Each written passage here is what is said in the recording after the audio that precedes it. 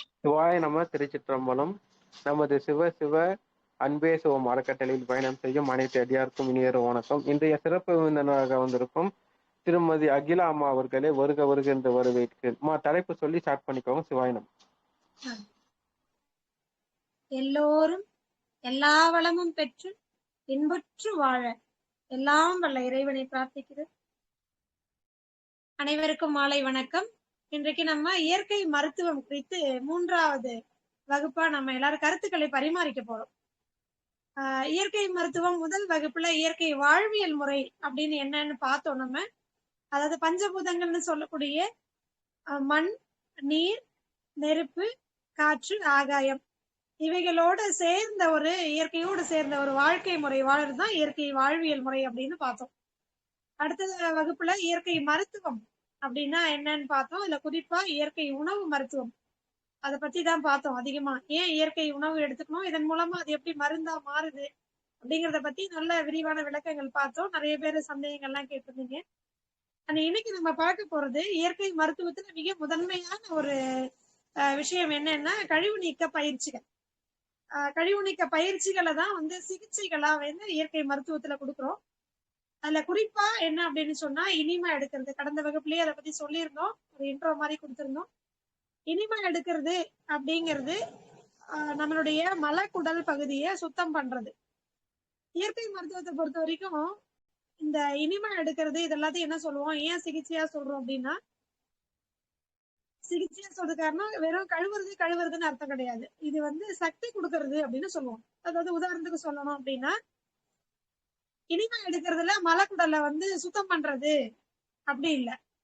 அந்த மலக்குடல் பகுதி வறண்டு போய் இப்போ மழையெல்லாம் பெய்யாம பல இடங்கள்ல பாத்தீங்கன்னா பூமி எல்லாம் வெடிச்சுட்டு பாத்தீங்களா, நீர் வளம் குறைந்து போய் அந்த இடத்துல நெருப்பினுடைய தன்மையும் வாயுவோட தன்மையும் அதிகமாகி அந்த மண் என்ன ஆயிடுது, வெடிச்சு போயிடுது. அதேதான் நம்ம உடல்லையும் அளவுக்கு அதிகமான சூடு காரணமாக வாயுவனுடைய பரிமாற்றத்தின் காரணமாக என்ன ஆயிடும், அந்த மண் என்ன ஆயிடும், அப்படியே வெடிச்சு அந்த உறுப்புகள் என்ன ஆயிடும்னா உள்ளுக்குள்ள இருக்கக்கூடிய அந்த உறுப்புகள், இரத்த குழாய்கள் அல்லது செல்கள் எல்லாம் என்ன ஆயிடும், தன்னுடைய மாற்றம் அடைந்து வெடிச்சு, குறிப்பா நம்ம பார்த்திருப்போம் அந்த குழாய் பகுதியில அல்லது மலம் பகுதியுடைய ஆசன வாய் பகுதியில நிறைய பேருக்கு வெடிச்சு ரத்தம் வரும். கடந்த முறையே சொன்னா மூலம், அது உதாரணமா சொன்னோம் இல்லைங்களா. சோ இதெல்லாம் எதனால வருதுன்னா, அந்த மண்ணுல தேவையான அளவுக்கு நீர் சக்தி இல்ல, வாயுனுடைய பரிமாற்றம் அதிகமா இருக்கு, நெருப்பினுடைய ஆதிக்கம் அதிகமா இருக்கு, சூடு ஜாஸ்தி இருக்கு, அதனால மூலம் வருது இல்லைங்களா. அப்போ நிலத்துல இருக்கக்கூடிய நீர் குறைஞ்சு போச்சு அப்படின்னா இந்த தொந்தரவு வருது அப்படின்னு சொல்லலாம். இப்போ மலைப்பை பகுதி மட்டும் கிடையாது, அதற்கு மேல இருக்கக்கூடிய உறுப்புகளுக்கும் தேவையான அளவுக்கு நீர் சக்தி கொடுக்கறது தான் இனிமா. சோ இனிமா அப்படிங்கிறது தண்ணி ஊத்தி கழுவுறது மட்டும் கிடையாது, தண்ணியில இருக்கக்கூடிய உயிர் சக்தியை, பிராண சக்தியை அந்த உறுப்புக்குள்ள செலுத்தி அந்த உறுப்பை என்ன பண்றதுன்னா புதுசாக மாற்றுறது. டேமேஜ் செல்ஸ் எல்லாத்தையும் என்ன பண்றது, ரெஜுவினேஷன், செல் ரெஜுவினேஷன் பேரு. இது கழிவு நீக்கம், டீடாக்சிபிகேஷனோ பஞ்சசுத்தினோ சொல்றதை விட இதற்கு சரியான முறையான பெயர் என்ன அப்படின்னா செல் ரெஜுவினேஷன் டெக்னிக். அதாவது செல்களை புதுப்பிக்க கூடியது. அப்போ தண்ணியை எடுத்துக்கிட்டு அந்த நிலம் என்னவாயிடும், ஒரு உயிரோ அல்லது அந்த இடத்துல இருக்கக்கூடிய தாவரங்களோ வளர்வதற்கு ஏற்ற ஒரு நிலமாக மாறுவதுதான் என்ன செய்யறது, மழை பெய்யும் போது அந்த பூமி எல்லாம் என்ன ஆயிடும், நல்லா சில்லுன்னு ஆயிட்டு அப்படியே புதுசா எப்பவோ விழுந்த விதைகள்லாம் முளைக்குது இல்லையா. அதே மாதிரிதான் நம்ம மலக்குடல் பகுதியில நீங்க தண்ணிய ஊத்தின உடனே, அந்த இனிமா கேன் வழியா அந்த நாசு வழியா தண்ணிய உள்ள ஊத்தின உடனே என்ன நடக்குது அங்க, இந்த சயின்ஸ் தான் நீங்க புரிஞ்சுக்கணும். உள்ள போன உடனே முதல்ல என்ன ஆயிடும், இறுகி போயிருக்கிறதெல்லாம் தளர்வடையும். இறுக்கமா ஸ்டிஃபா இருக்கக்கூடியது என்ன ஆகும் அப்படின்னு சொன்னா தளர்வடைஞ்சு கம்ஃபர்டபுள் ஜோனுக்கு வந்துடும். அதாவது சௌகரியமான ஒரு நிலையை நீங்க உணர முடியும். சரிங்களா. குடலுக்குள்ள போனோடனே தண்ணி போனோடனே குழுன்னு இருக்கும்.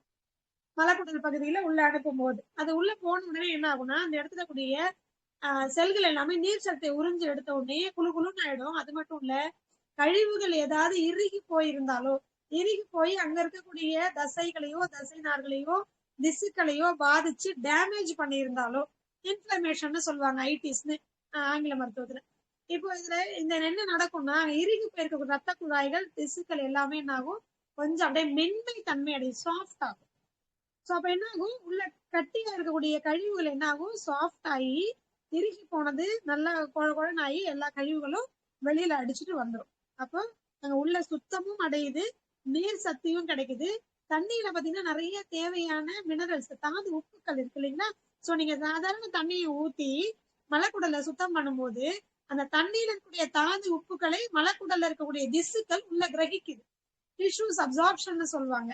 வாட்டர் எலமெண்ட்ஸ், அந்த மினரல் சால்ட் என்ன பண்ணும், இதை அப்சர்வ் பண்ணும். அப்சர்வ் பண்ணும்போது என்ன ஆகும், ரிப்பேர் நடக்குங்க. அதாவது கெட்டு போன செல்கள், டேமேஜ் ஆன செல்கள் எல்லாம் என்ன பண்ணும், தன்னைத்தானே நீர் சக்தியை எடுத்துக்கிட்டு சரி பண்ணிக்கும். அப்ப உள்ள இருக்கக்கூடிய எரிச்சல், புண்ணு, இன்ஃபர்மேஷன் சொல்லக்கூடிய அந்த புண்ணு, கொதித்த தன்மை எல்லாமே மாறி டிஷ்யூஸோடைய நேச்சர், இயற்கை தன்மைக்கு கொண்டு வந்துடும். அப்போ நீங்க வந்து இனிமா எடுக்கும்போது என்ன நடக்குது, மலக்குடல் பகுதியே முழுவதுமா என்ன ஆகும், புது செல்கள் எல்லாம் உற்பத்தியாகி என்ன ஆகும், ஃப்ரெஷ் ஆகி முழுமையா குணமடைந்து எந்த ஒரு சூழலையும் தாங்கக்கூடிய கெப்பாசிட்டி அந்த மலக்குடலுக்கு கிடைக்கும். தளர்வடையாது, இறுகி போகாது, மலக்குடல் இறங்கி போகாது. கேள்விப்பட்டிருப்பீங்க இல்லையா? நமக்கு என்ன பண்ணுவான், இன்ஜூனல் ஹெர்னியா, அதாவது குழந்தைக்கே என்ன ஆகிடும், ஹெர்னியா குடல் இறக்கம் ஆயிப்பட்டுரும். சில பேருக்கு பெரியவங்களுக்கு அம்பிளிக்கல் ஹெர்னியா வரும். சில பேர் அந்த மலக்குடலே வந்து என்ன ஆகும்னா மலம் போகும்போது கொஞ்சம் வெளியிலேயே வந்துடும். இதெல்லாம் நிறைய பார்த்திருக்கோம் இல்லைங்களா? இதுக்கெல்லாம் என்ன காரணம்னா அங்க தேங்கி இருக்கக்கூடிய கழிவுகள், அதனால பாதிக்கப்பட்டக்கூடிய மண் தன்மை உள்ள அந்த தசைகள் என்ன ஆயிருக்கும்னு சொன்னா இறுகி போய் டேமேஜ் ஆயிருக்கும். சோ இது ஒரு உதாரணம் தான். சோ இது இனிமை எடுக்கும் போது இதுதான் நடக்குதுங்கிறத புரிஞ்சுக்கணும். நம்ம என்ன நினைச்சுக்கிறோம்னா தண்ணி ஊத்தி உள்ள இருக்கக்கூடிய மலத்தை மட்டும் இறுகி நாள்பட்ட மலம் மட்டும் வெளியேறுது, அப்படி கிடையாது. மலம் மட்டும் வெளியேறுவது கிடையாது, அதோட சேர்ந்து அபான வாயு உற்பத்தி, அந்த அபான வாயுவையும் வெளியேற்றும், அளவுக்கு அதிகமான சூட்டையும் வெளியேற்றும். சோ மலம் வெளியேறும், சூடு வெளியேறும், வாயு அபான வாயு வெளியேறும். இதோட முக்கியமா என்ன நடக்குதாங்க, புது செல்களுடைய உற்பத்தி, செல் ரெஜுவினேஷன்.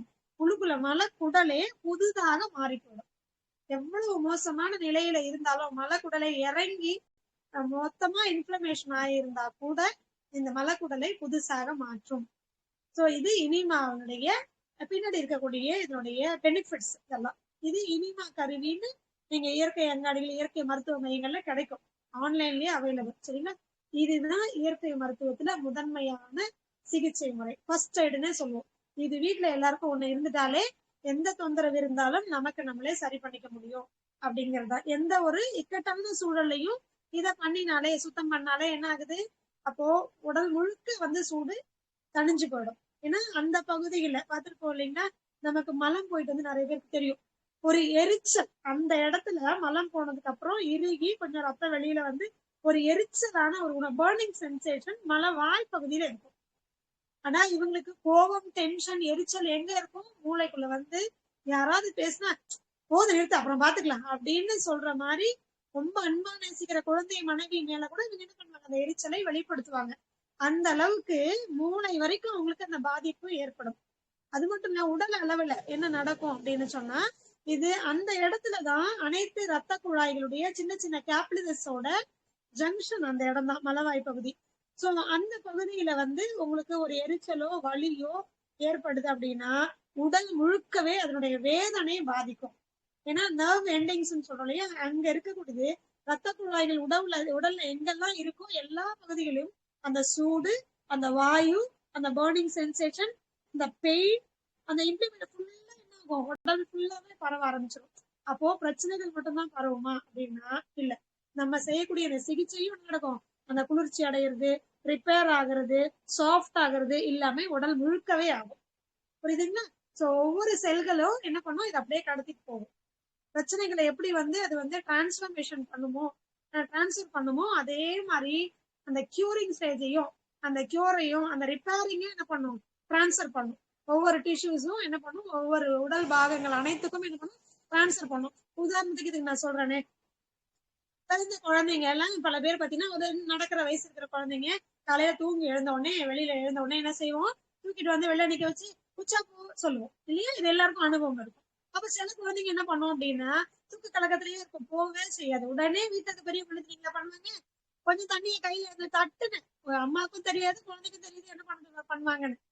டக்குன்னு இவங்க என்ன பண்ணுவாங்க, கொஞ்சம் தண்ணியை கையில அள்ளிட்டு வந்து அப்படியே என்ன பண்ணுவாங்க, கால் மேல ஊத்துவாங்க. ஒண்ணு கையால் அள்ளிட்டு வந்து இல்லைன்னா ஒரு கப்புல எடுத்துட்டு வந்து என்ன பண்ணுவாங்க, ஊத்துனது எங்க, கால்ல. உடனே இந்த குழந்தை என்ன பண்ணும், ஃப்ரீயா யூரின் போக ஆரம்பிச்சிடும். சிறுநீர் உடனே கழிஞ்சிரும், வெளியில போயிரும். எப்படிங்க அது, ஊத்துனது தண்ணி கால்ல தானே, எப்படி சிறுநீர் பை வந்து ஸ்டிமுலேட் ஆகி கழிவு எப்படி வெளியில வந்துச்சு?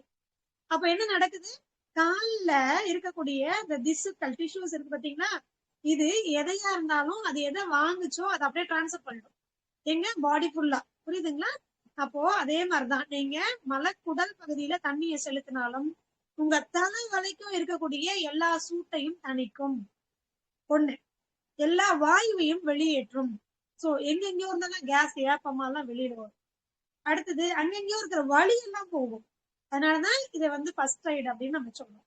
முதலுதவின்னு ஏன் சொல்றோம்னா, சில பேர் நான் என்ன சொல்லிருக்கேன் கடந்த முறை, இருதய அடைப்பே வந்தாலும் நுரையீரல்ல வந்து ரொம்ப சமைச்சு போய் இறுகி போய் மூச்சு திணறலே ஏற்பட்டாலும் இல்லையா, ஆஸ்துமேட்டிக் அட்டாக் ஹைலி டேஞ்சரஸ்.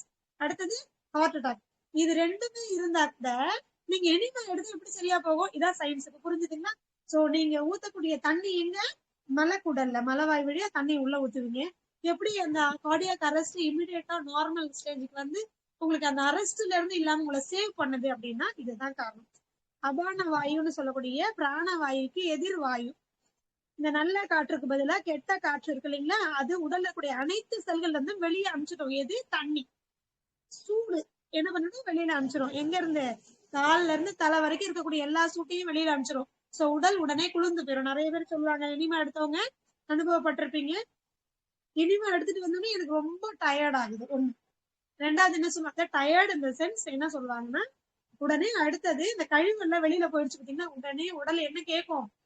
அம்மா எனக்கு சக்தியை கொடு, நல்ல சக்தியை கொடு. கெட்டதெல்லாம் வெளியில போயிடும். சூடு வெளியில போயிடும், அபான வாயு வெளியில போயிடும், அந்த எரிச்சல், கோவம், டென்ஷன் அத்தனையும் வெளில போயிடுமா? உடனே என்ன கேட்கும்? தண்ணி உள்ள போய் சுத்தமான உடனே உடனே என்ன பண்ணும்? எனக்கு நல்ல சக்தியை கொடு. நீங்க தண்ணி கொடுத்தாலும் சரி, சாப்பாடு கொடுத்தாலும் சரி, ஏதாவது ஒண்ணு கொடுக்கணுங்கிறதுக்காக உடல் வந்து தளர்வு அடையும். உடனே பயந்துடுறாங்க. எனக்கு இனிமே அடுத்தோடனே உடம்பு ரொம்ப டயர்ட் ஆயிடுச்சு. குப்பையை வச்சிருந்தீங்க, தூக்கி வெளில போட்டீங்க, அப்பதான் உடம்பு அப்பா இப்பதான் இந்த குப்பை போனதுன்னு பசிக்குதுன்னு அந்த பசி உணர்வை ஏற்படுத்தும். உடனே நம்ம பயந்துட்டு டயர்ட் ஆயிடணும்னு இனிமாவே எடுக்கிறது இல்ல, குப்பையை உள்ளேயே வச்சுக்கிறீங்க.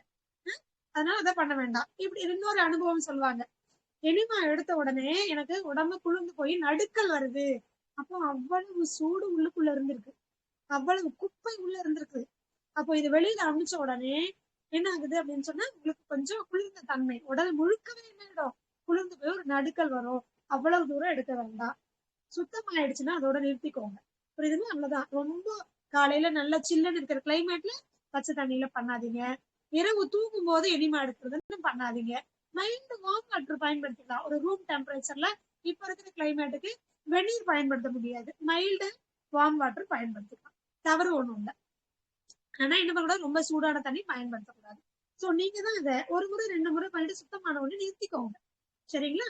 இது இனிமாவனுடைய பேக்ல இதனுடைய சயின்டிபிக்கல் ப்ரூஃப். இதெல்லாம் என்ன நடக்குது, பண்ணினா ஏன் இந்த பிரச்சனை எல்லாம் சரியா போகுது. இப்போ ஆஸ்தமேட்டிக் அட்டாக் நமக்கே தெரியும். சிம்பிளா நான் ஒரு உதாரணம் சொல்றேன். ஒருத்தருக்கு நல்ல ஒரு வீசிங் வந்துருச்சு. வீசிங்னா என்ன? மூச்சு திணறல். அப்படின்னா இந்த மூச்சு குழாய் வந்து சுருங்கி போயிருக்கும். அந்த சுருங்கி போயிருந்த மூச்சு குழாய் வழியா காத்து வரும்போது விசில் சவுண்ட், அதான் வீசிங்னு சொல்லுவாங்க. நம்ம மூச்சு விடும்போது ஒரு தனியா ஒரு குரல் கேட்கற மாதிரி இருக்கும். அப்படி இருக்கும் போது என்ன ஆகும்னா, சின்ன ஒரு அடைப்பின் வழியா அடைச்சிருக்கக்கூடிய மூச்சு குழாயில கஷ்டப்பட்டு காத்து வெளியில வரும்போது அந்த சவுண்ட் வருது இல்லைங்களா? அப்ப மூச்சு குழாயில் இறுகி போயிருக்கு. அந்த நேரத்துல என்ன வேணும்? ஹாஸ்பிட்டலுக்கு போனா என்ன பண்றாங்க? உடனே நெபுலைசர் இல்லையா வச்சு என்ன பண்றாங்க? ப்ரெஷர் கொடுத்து அந்த ஆக்சிஜனை உள்ள அனுப்புவாங்க. சுத்தமான ஆக்சிஜனை உள்ளே அனுப்பும் போது அந்த மூச்சு குழல் விரிவடைஞ்சு நுரையீரலுக்கு தேவையான அந்த கெப்பாசிட்டியை அது கொடுத்துருது. உடனே சரியாயிடுறோமா? இததாங்க அழகா இனிமா.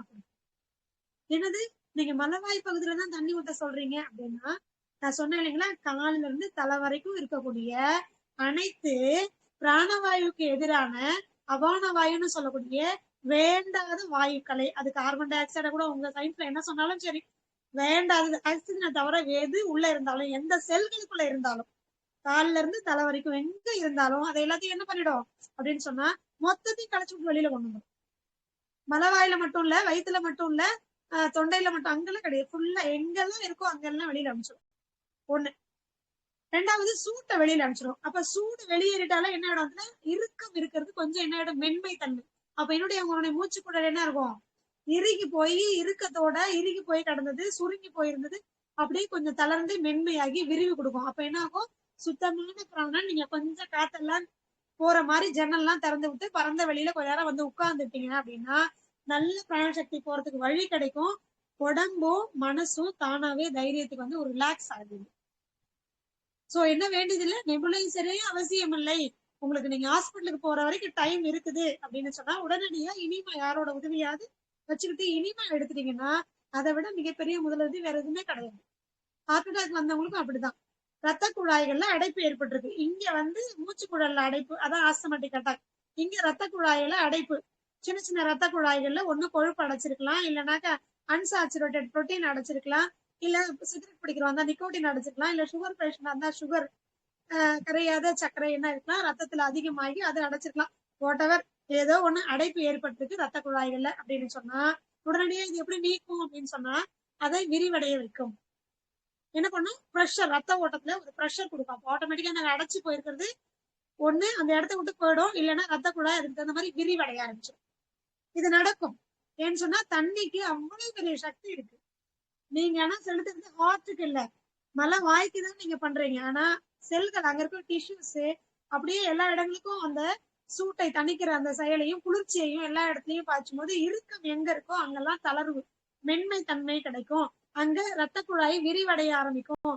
அப்ப ரத்த ஓட்டம் சீராகும் போது இவங்க முதலுதவி எடுத்துக்கிட்டு அதுக்கப்புறம் மெல்ல அவங்க என்ன பண்ணலாம், அந்த ஒரு சீரியஸ்னஸ் வந்து வெளியில வந்து அவங்க ஆசுவாசப்பட்டாலே போதும். பயம் போயிடுமா, பயம் போயிட்டாலே உடம்பு தன்னை சரி பண்ணிடும். இல்லைன்னா ஒரு நிதானம் வரும். ஓகே, நான் இப்ப நார்மலா இருக்கேன், என்னால என்ன பண்ண முடியும், எனக்கு என்ன தேவையோ அதை தெளிவா என்னால எடுத்து சாப்பிட்டு என்ன சரி பண்ணிக்க முடியும் அப்படிங்கிற ஒரு தன்னம்பிக்கையும் தைரியமும் ஆட்டோமேட்டிக்கா கிடைச்சிடும். இது போதுதான். ஏன்னா நம்ம சொல்லியிருக்கோம், பயம் தான் எல்லா வியாதிக்கும் காரணம். அதுதான் ஒரு மனுஷன் என்ன பண்ணுது, கொல்லுது. நோய் கொல்றதே கிடையாது, அதை முதல்ல புரிஞ்சுக்கணும். நோயோ நோயினுடைய அறிகுறிகளோ ஒரு மனிதனை கொல்வதே கிடையாது. அதனால நீங்க பயப்படுறீங்க பாத்தீங்களா, இதுல அட்ரீனல் சுரப்பி வந்து அதிகமா சுரந்து என்ன பண்ணுது அப்படின்னா ஒரு படபடப்பை ஒரு கன்ஃபியூஷன் ஸ்டேஜுக்கு கொண்டு வந்துட்டு ரத்தத்தை அதிகமான பிரஷரை ஏற்படுத்தி சூட்டை ஏற்படுத்தி என்ன பண்ணுது அப்படின்னு சொன்னா முடிஞ்ச வரைக்கும் நம்ம உடலை காப்பாற்ற முயற்சி பண்ணுது. நம்ம பயத்தை அதிகப்படுத்தி பிரஷரை கூட்டி கன்ஃபியூஸ் ஆயிடும். சரிங்களா?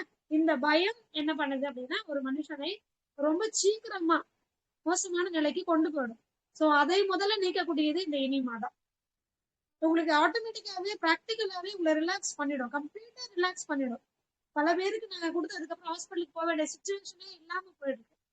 எங்களுடைய அனுபவத்துல நாங்க பார்த்திருக்கோம். சோ தட் இனிமா வந்து எந்த நிலையிலும் பயன்படக்கூடியது, ரொம்ப உதவியா இருக்கக்கூடியது.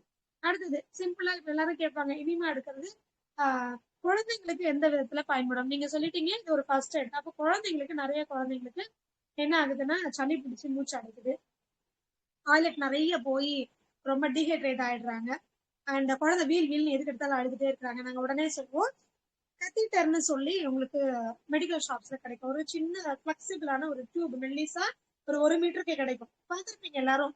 ட்ரிப்ஸ் போடும்போது குழந்தைகளுக்கு மட்டும் என்ன பண்ணாங்க, அந்த மெல்லி அந்த டியூபை வாங்கிட்டு வந்து சிரஞ்சோட கனெக்ட் பண்ணி அந்த ட்ரிப்ஸ் போடுவாங்க இல்லைங்களா, அதோட வந்து கனெக்ட் பண்ணி குழந்தைங்களுக்கு அது மூலமா தான் நீடல் வச்சு செலுத்துவாங்க.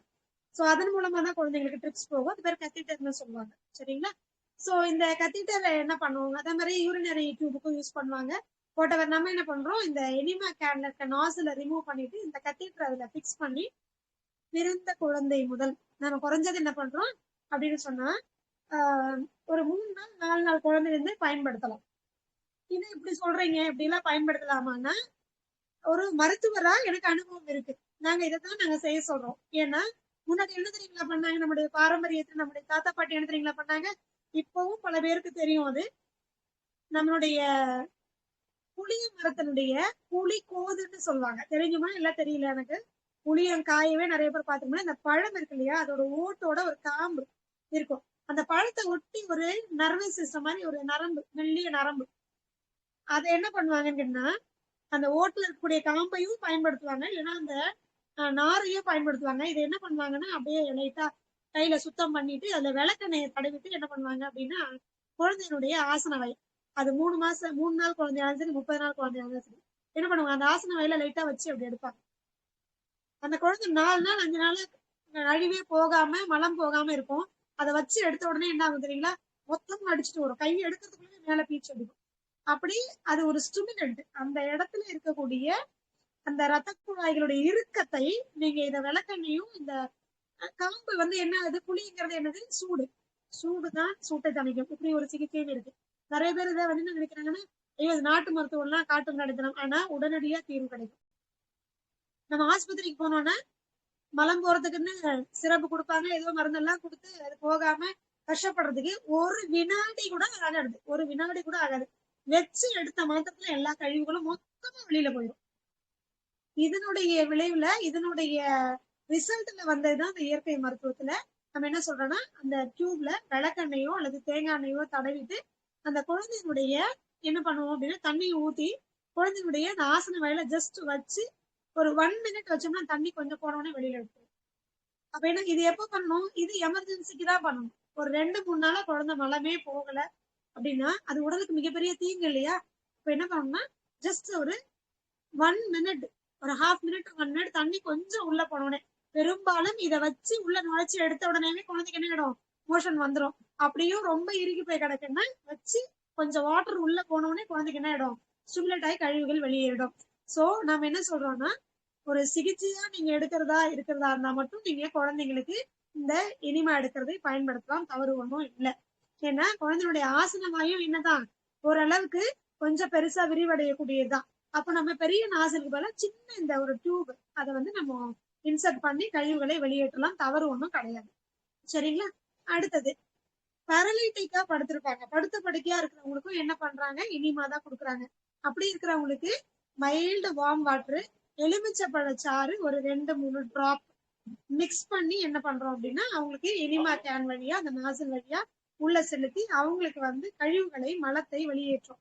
ஏன்னா ஒரே இடத்துல படுத்த படுக்கையா இருப்பாங்க, நடவடை இருக்காதவங்களுக்கு, பேரலைட்டிக் தெரியும் இல்லைங்கன்னா, பக்கவாதம் வந்தவங்களுக்கு, அவங்களுக்கு எல்லாம் வந்து இந்த மாதிரி எனிமா கொடுத்தோம்னா இந்த கழிவுகள் வெளியேறி உள்ள இருக்கக்கூடிய உடல்ல இருக்கக்கூடிய அனைத்து செல்களுமே என்ன ஆகும், அந்த சூட்டை தணித்து குளிர்ச்சி அடைந்து அந்த தண்ணீர்ல இருக்கக்கூடிய பிராண சக்தியை, அந்த வைட்டல் எனர்ஜி உயிர் சக்தியை உடல் முழுக்க இருக்கக்கூடிய எல்லா திசுக்களுக்கும் போகும்போது அவங்களுடைய பாரலைட்டிக் அப்படிங்கிற அந்த பிரச்சனையும் கூட, பக்கவாதம் அப்படிங்கிறது கூட தானாகவே கொஞ்சம் கொஞ்சம் கொஞ்சம் கொஞ்சமா சரியா போயிடும். இது ஒரு சிகிச்சையாவும் வேலை செய்யும், அதே சமயத்துல கழிவுகளை நீக்கக்கூடியதாகவும் வேலை செய்யும். நம்ம ஏற்கனவே சொன்ன மாதிரிதான். புரியுதுங்களா? இது கொஞ்சம் மைல்டு வார்ம் வாட்டர் பயன்படுத்த வேண்டியிருக்கும். ஏன் அப்படின்னா நம்ம கொஞ்சம் நம்ம வீட்டுல பெட்ஷீட் எல்லாம் இருக்கும், இல்லைன்னா கர்டன்ஸ் இருக்கும், பாத்திருக்கீங்களா? அதெல்லாம் வாஷ் பண்ணணும்னா ரொம்ப அதை வந்து அடிச்சு எல்லாம் துவைச்சு ரொம்ப கஷ்டப்பட முடியாது. உடனே நம்ம என்ன பண்ணுவோம், சுடுதண்ணியில நம்ம வாஷிங் மிஷின்ல கூட என்ன பண்ணுவோம், வாட்டர் ஹீட்டர் யூஸ் பண்ணி தானே வாஷ் பண்ணுவோம். அதே மாதிரிதான் எந்தெந்த நிலைக்கு, இப்ப குழந்தைகளா இருந்தா தேங்காய் எண்ணெயோ விளக்கெண்ணையோ உள்ள கொடுப்போம், இல்லைன்னா கெத்தட்ரல் பயன்படுத்தி மலம் வெளியேற்றுவோம். அங்க வந்து நம்ம செல் ரெஜுவினேஷன் பண்றோம். இங்க சாதாரணமா இருக்கிறவங்களுக்கு சாதாரண தண்ணி நாசில தேங்காய் எண்ணெய் பயன்படுத்தினா போதும். அண்ட் படுத்த படுக்கையா இருக்கிறவங்களுக்கு நம்ம வந்து என்ன பண்றோம்னா mild warm water, lemon juice 1 or 2 drops பயன்படுத்துறோம். அதான் lukewarm water with lemon அப்படின்னு சொல்லுவாங்க. சரிங்களா? இது இயற்கை மருத்துவத்துல முதன்மையான சிகிச்சை, முதன்மையான ப்ரிவென்ஷனு கூட, நோய் வராமல் காத்துக்கொள்ளும். அதுக்கப்புறம் நோய் வந்தவங்களுக்கும் இதை ஒரு சட்டன் பீரியட் யூஸ் பண்ணும்போது, ஃப்ரீக்வன்சில யூஸ் பண்ணும்போது முழுமையான ஒரு சிகிச்சையாகவும் இது பயன்படும். சரிங்களா? இது முதலாவது. அடுத்தது கண் கழுவுறது. கண்ணு கழுவுறது திரும்ப நான் சொல்றேன், மலக்குடல் கழுவுறது எப்படி, மலக்குடலுக்கு தண்ணீரினுடைய சக்தியை ஊட்டுறது, அதே மாதிரிதான் கண் கழுவுறதுங்கிறது. கழுவுறது மட்டும் இல்ல, அங்க இருக்கக்கூடிய நம்ம வெளியில டிராவல் பண்ணும்போது, வண்டி ஓட்டும் போது நிறைய குப்பை, டஸ்ட், புகையெல்லாம் படும். அதுல அளவுக்கு அதிகமான சூட்ல நம்ம அப்படியே ஓப்பனா நம்ம போயிருப்போம். அப்ப கண்ணுல சூடுனுடைய அந்த வெப்பம் தாக்கம் இருக்கும். இந்த மாதிரி இருக்கிறதெல்லாம் கழுவுறது. அப்போ அந்த சூட்டை தணிக்கிறது. அந்த ரத்த குழாய்கள்லாம் கண்ணுல இருக்கக்கூடிய சென்சிட்டிவ் நர்வ்ஸ் எல்லாமே என்ன இருக்கும், ரொம்ப இறுகி போயிருக்கும். அதுக்கு கொஞ்சம் குளிர்ச்சியை கொடுத்து அதை கொஞ்சம் மென்மை தன்மை ஆக்குறது. சோ இப்ப நம்ம என்ன பண்றோம், கண் கழுவுறதுனால நமக்கு நீர் சக்தி கிடைக்குது. தண்ணியில இருக்கக்கூடிய சேம் ப்ராசஸ், தண்ணியில இருக்கக்கூடிய தாது உப்புக்கள் கண்ணுக்கு கிடைக்குது. சோ கண்ணுல என்ன தொந்தரவுகள் இருந்தாலும், கண்ணுல புரை வந்துருச்சு, கண்ணுல வந்து கேட்ராக்ட் வந்துருச்சு, கண்ணுல வந்து குளுக்கோமா வந்துருச்சு, அண்ட் அங்க இருக்கக்கூடிய ரத்த குழாய்கள் என்ன ஆயிடுச்சு, ரொம்ப இறுகி போய் சில பேருக்கு பாத்தீங்கன்னா பிளட் லீக் ஆகும் கண்ணுல. இதுக்கு எல்லாத்துக்கும் நம்ம வந்து நிறைய மூலிகை மருத்துவங்கள் இருந்தாலும் கண் கழுவுறதுங்கிறது அவசியமானது. சோ கண் கழுவணும்னா கண்ணுக்கு குளிர்ச்சி கிடைக்கும், அங்க இருக்கக்கூடிய செல்ஸ் தன்னைத்தானே ரிப்பேர் பண்ணிக்கும். என்ன பிரச்சனை இருந்தாலும் தானாவே கழுவுறது மூலமாவே, இந்த தண்ணியினுடைய சக்தியை கொடுக்கறது மூலமாவே சரியா போடும். இது நீங்க சின்ன கப்பா வச்சுக்கிட்டு கண்ணு கழுவுனாலும் சரி, பக்கெட் ஃபுல்லா தண்ணி வச்சு கண்ணை உள்ள விட்டுட்டு திறந்து திறந்து பார்த்தாலும் சரி, இல்ல கை ரெண்டுலயும் அள்ளி வச்சு பண்ணாலும் சரி. நிறைய பேர் அகலமான பிளேட்ல நாக்க வெளியில எடுத்து கண்ணை கழுவுறது. வாட்டவர், கண்ணுக்கு தண்ணி பாய்ச்சணும், அவ்வளவுதான். மலக்குடலுக்கு தண்ணி பாய்ச்சணும், நீர் சக்தியை கொடுக்கணும் இல்லையா? பஞ்சபூதங்கள்ல என்ன உடல்ல இருக்கக்கூடிய உறுப்புகள் அப்படின்னு சொன்னா அங்கெல்லாம் மண் அப்படின்னு சொன்னா, அப்போ தண்ணிங்கிறது நம்ம கொடுக்கக்கூடிய கழுவும் போது பயன்படுத்தக்கூடிய தண்ணி. சரிங்களா? சோ தண்ணி பாய்ச்சணும் உள்ள இருக்கக்கூடிய உறுப்புகளுக்கு அப்படின்னு வச்சுக்கோங்க. இப்ப இந்த கண்ணு உள்ள இருக்கக்கூடிய ஒரு முக்கியமான மிகப்பெரிய உறுப்பினுடைய வெளிப்பாடு. புரியுதுங்களா? அவர் யாரு அப்படின்னு சொன்னா கல்லீரல். எல்லாருக்கும் தெரிஞ்சிருக்கும், உடம்புல மிகப்பெரிய உறுப்பு அவர்தான். நம்மளுடைய வலது கை இருக்கு இல்லைங்களா? அந்த வலது கையை இப்படி மடிச்சு வைக்கும் போது அந்த முழங்கை எந்த இடத்துல படுதோ அந்த இடத்துலதான் அவ்வளவு பெருசா ஒரு நம்ம ரிப்கேஜுக்கு கீழே மிகப்பெரிய ஒரு உறுப்பு பாறாங்கல் மாதிரி போட்டிருப்பாங்க. போட்டோல எல்லாம் பாத்தீங்கன்னா தெரியும். அவருக்கே நீங்க தண்ணி பாய்ச்சுற மாதிரி. நான் ஏற்கனவே சொல்லியிருக்கேன், நீங்க எங்க தண்ணி விட்டாலும், நீங்க உங்க கால்ல கட்டவர்களுக்கு தண்ணி விட்டா கூட என்ன ஆகும்? தலை வரைக்கும் கொண்டு எல்லா செல்களுக்கும், எல்லா திசுக்களுக்கும், எல்லா உறுப்புகளுக்கும் என்ன ஆகும்? தண்ணீருடைய சக்தி உள்ள பாயும். அந்த குளிர்ச்சி என்னது என்ன பண்ணும்? உள்ள பாயும். அங்க சூடு போயிடும். அங்க இருக்கக்கூடிய செல்கள் தன்னுடைய சக்தியை கிரகிக்கும் போது தன்னை தானே சரி பண்ணிடும். இதே தாங்க நீங்க கண்ணு கழுவும் போது கண்ணுக்கு தண்ணி ஊத்துறீங்களா, தண்ணி பாய்ச்சுறீங்கன்னா, இந்த தண்ணியுடைய சக்தி எங்க போகும்? கல்லீரலுக்கு போகுது. உங்களால கல்லீரலுக்கு சிகிச்சை கொடுக்க முடியுமா? இயற்கை மருத்துவம் தெரிந்த ஒருத்தரால நிச்சயமா பண்ண முடியும். கண்ணு கழுவுறது மூலமா, கண்ணுக்கு தண்ணி பாய்ச்சறது மூலமா, கண்ணுக்கு நீர் சக்தியை கொடுக்கறது மூலமா, கண்ணுக்கு உயிர் சக்தியை கொடுக்கறது மூலமா என்ன பண்ண முடியும்? கல்லீரலையே சரி பண்ண முடியும். கல்லீரல் என்ன தொந்தரவு எல்லாம் வருது நிறைய பேருக்கு தெரியும். கொலஸ்ட்ரால் இருக்கு இல்ல, பேட் கொலஸ்ட்ரால் இருக்கு, அப்புறம் லிவர் சிரோசிஸ் இருக்கு இல்லைங்களா? அப்புறம் என்ன சொல்றாங்க, மஞ்சக்காமால வருது. கல்லீரல்ல வந்து லிவர் என்ன சொல்றது, ஃபேட்டி லிவர், கொழுப்பு வந்து படிஞ்சு இருக்கு. அப்புறம் அடுத்தது அதோட பேக்ரவுண்ட்ல இருக்கக்கூடிய அந்த பித்தப்பையில வந்து நீர் சக்தி அதிகமாகி பித்தப்பையில கல் வருது. இது எல்லாத்தையும் சரி பண்ண முடியுமானா எஸ். கண்ணு கழுவுறதுனால, கண்ணுக்கு நீர் பாய்ச்சறதுனால கல்லீரலை நீங்க காப்பாத்திக்க முடியும். அடுத்தது கல்லீரல் மட்டும் கிடையாது. கல்லீரல் யாருக்கு வந்து ரொம்ப சப்போர்ட் பண்றவர் நம்ம உடம்புலன்னா, இதோ இருக்கு தலைமையில உள்ள ஒண்ணு இருக்குல்ல, எல்லாருக்கும் இருக்குல்ல, அந்த மூளை. அந்த மூளைக்கு என்ன கொடுக்குது? சக்தி கொடுக்குது. சோ எத்தனை உறுப்புக்கு நீங்க கொடுக்குறீங்க? கண்ணு கழுவுறதுனால கல்லீரலுக்கும் மூளைக்கும் ஒரே சமயத்துல நீங்க சக்தி கொடுக்குறீங்க, நீர் பாய்ச்சுறீங்க, அவங்கள நீங்க தூண்டி விடுறீங்க, அவங்கள சரி பண்றதுக்கு நீங்க சப்போர்ட் பண்றீங்கன்னு அர்த்தம். பாத்தீங்களா? நமக்கு நம்மளே நல்லது பண்ணிக்கிறதுங்கிறது கண்ணு கழுவுறது. அடுத்தது இனிமா எடுக்கிறது. சரிங்களா? சோ எந்த வித தொந்தரவு, இப்ப நான் இந்த பிரச்சனை தான் சொல்லியிருக்கேன், அப்ப லிவர்ல இந்த பிரச்சனை வந்து சரியா போகாதா? கல்லீரல் அது சம்பந்தப்பட்ட எந்த தொந்தரவு இருந்தாலும், மூளை சம்பந்தப்பட்ட எந்த தொந்தரவு, மூளைனாலே உடனே நமக்கு என்ன வரும்ல, என்னது? Nervous system. சோ தலையில ஆரம்பிச்சு முதுகு தண்டு கீழே வரைக்கும் வரக்கூடிய அந்த முழு நரம்பு மண்டலத்தையுமே இது என்ன பண்ணும்? சக்தி ஊட்டக்கூடியது. அப்போ நரம்புல இருக்க சூடு போகும், அங்க இருக்கக்கூடிய ஸ்டிஃப்னஸ் போகும், அங்க இருக்கக்கூடிய வீக்னஸ் போகும், அங்க இருக்கக்கூடிய பிரச்சனைகள் தன்னைத்தானே சரியாகும், ரிப்பேர் நடக்கும். புரியுதுங்களா? அப்ப ஃபிட்ஸ் எல்லாம் வருது, நம்ம ஏற்கனவே சொல்லியிருக்கோம். எபிலெப்டிக் அட்டாக்னு சொல்றோம். ஆஸ்துமா அட்டாக், ஹார்ட் அட்டாக் மாதிரி எபிலெப்டிக் அட்டாக். அப்ப கண்ணு கழுவுறது மூலமா என்ன பண்ண முடியும்? ஃபிட்ஸை கூட குணப்படுத்த முடியும். சீசர்ஸ் சொல்லக்கூடிய ஒரு மாதிரியான, அது எந்த ஒரு ஆக்ஷனுமே இல்லாம அப்படியே அமைதியா இருப்பாங்க கொஞ்ச நேரத்துக்கு, அது ஃபிட்ஸ்லயே கணக்கு வராது, ஃபிட்ஸ் மாதிரி இருக்கும். ஆனா என்ன ஆகும்? அது ஒரு விதமான வலிப்பு, நரம்பு சம்பந்தப்பட்ட நர்வஸ் வீக்னஸ் தான் வரக்கூடியது. சோ இது சரி பண்ண முடியும். அப்ப இதோட சேர்த்து இன்னொன்னு என்ன பண்ண முடியும்? இன்னைக்கு நிறைய குழந்தைங்க பாதிக்கப்பட்டிருப்பாங்க, மைல்டு எம்ஆர் இல்லைங்களா? அதாவது மூளை வளர்ச்சியில பாதிக்கக்கூடிய குழந்தைகள் என்ன பண்ணணும்? கண்ணு கழுவுறது மூலமா கல்லீரலும் மூளையும் அந்த நரம்பு மண்டலமும் பலப்படும், அந்த ரிப்பேர்ஸ் நடக்கும் அங்க. புரியுதுங்களா? எவ்வளவு பெரிய விஷயம். நம்ம என் கண்ணுல ஒரு பிரச்சனையும் இல்லை, நான் எதுக்கு ஐ வாஷ் பண்ணணும்? புரியுதா? இப்போ ஏன் ஐ வாஷ் பண்ண சொல்றோன்னு, முதல்ல அங்க இருக்கக்கூடிய சூடு போயிடும். நிறைய பேருக்கு மண்டை காஞ்சு போய் அவன் கத்திட்டு இருக்கிறான்னு சொல்லி கேள்விப்பட்டிருக்கீங்களா? ஆபீஸ்ல நிறைய கலீக்ஸ் எல்லாம் சொல்லியிருப்பாங்க, வீட்டுல பெரியவங்க எல்லாம் பேசியிருப்பாங்க, அவன் மண்டை காஞ்சு போயிருக்கான் விடு அவனை அப்படின்னு சொல்லுவாங்க. அப்படின்னா அர்த்தம் சூடு மூளைக்கு ஏறிடுச்சு, ரத்த ஓட்டம் அதிகமாயிடுச்சு, அதனால சூடு அதிகமாயிடுச்சு. அப்ப அந்த சூடு அதிகமானதுல என்ன ஆகும்?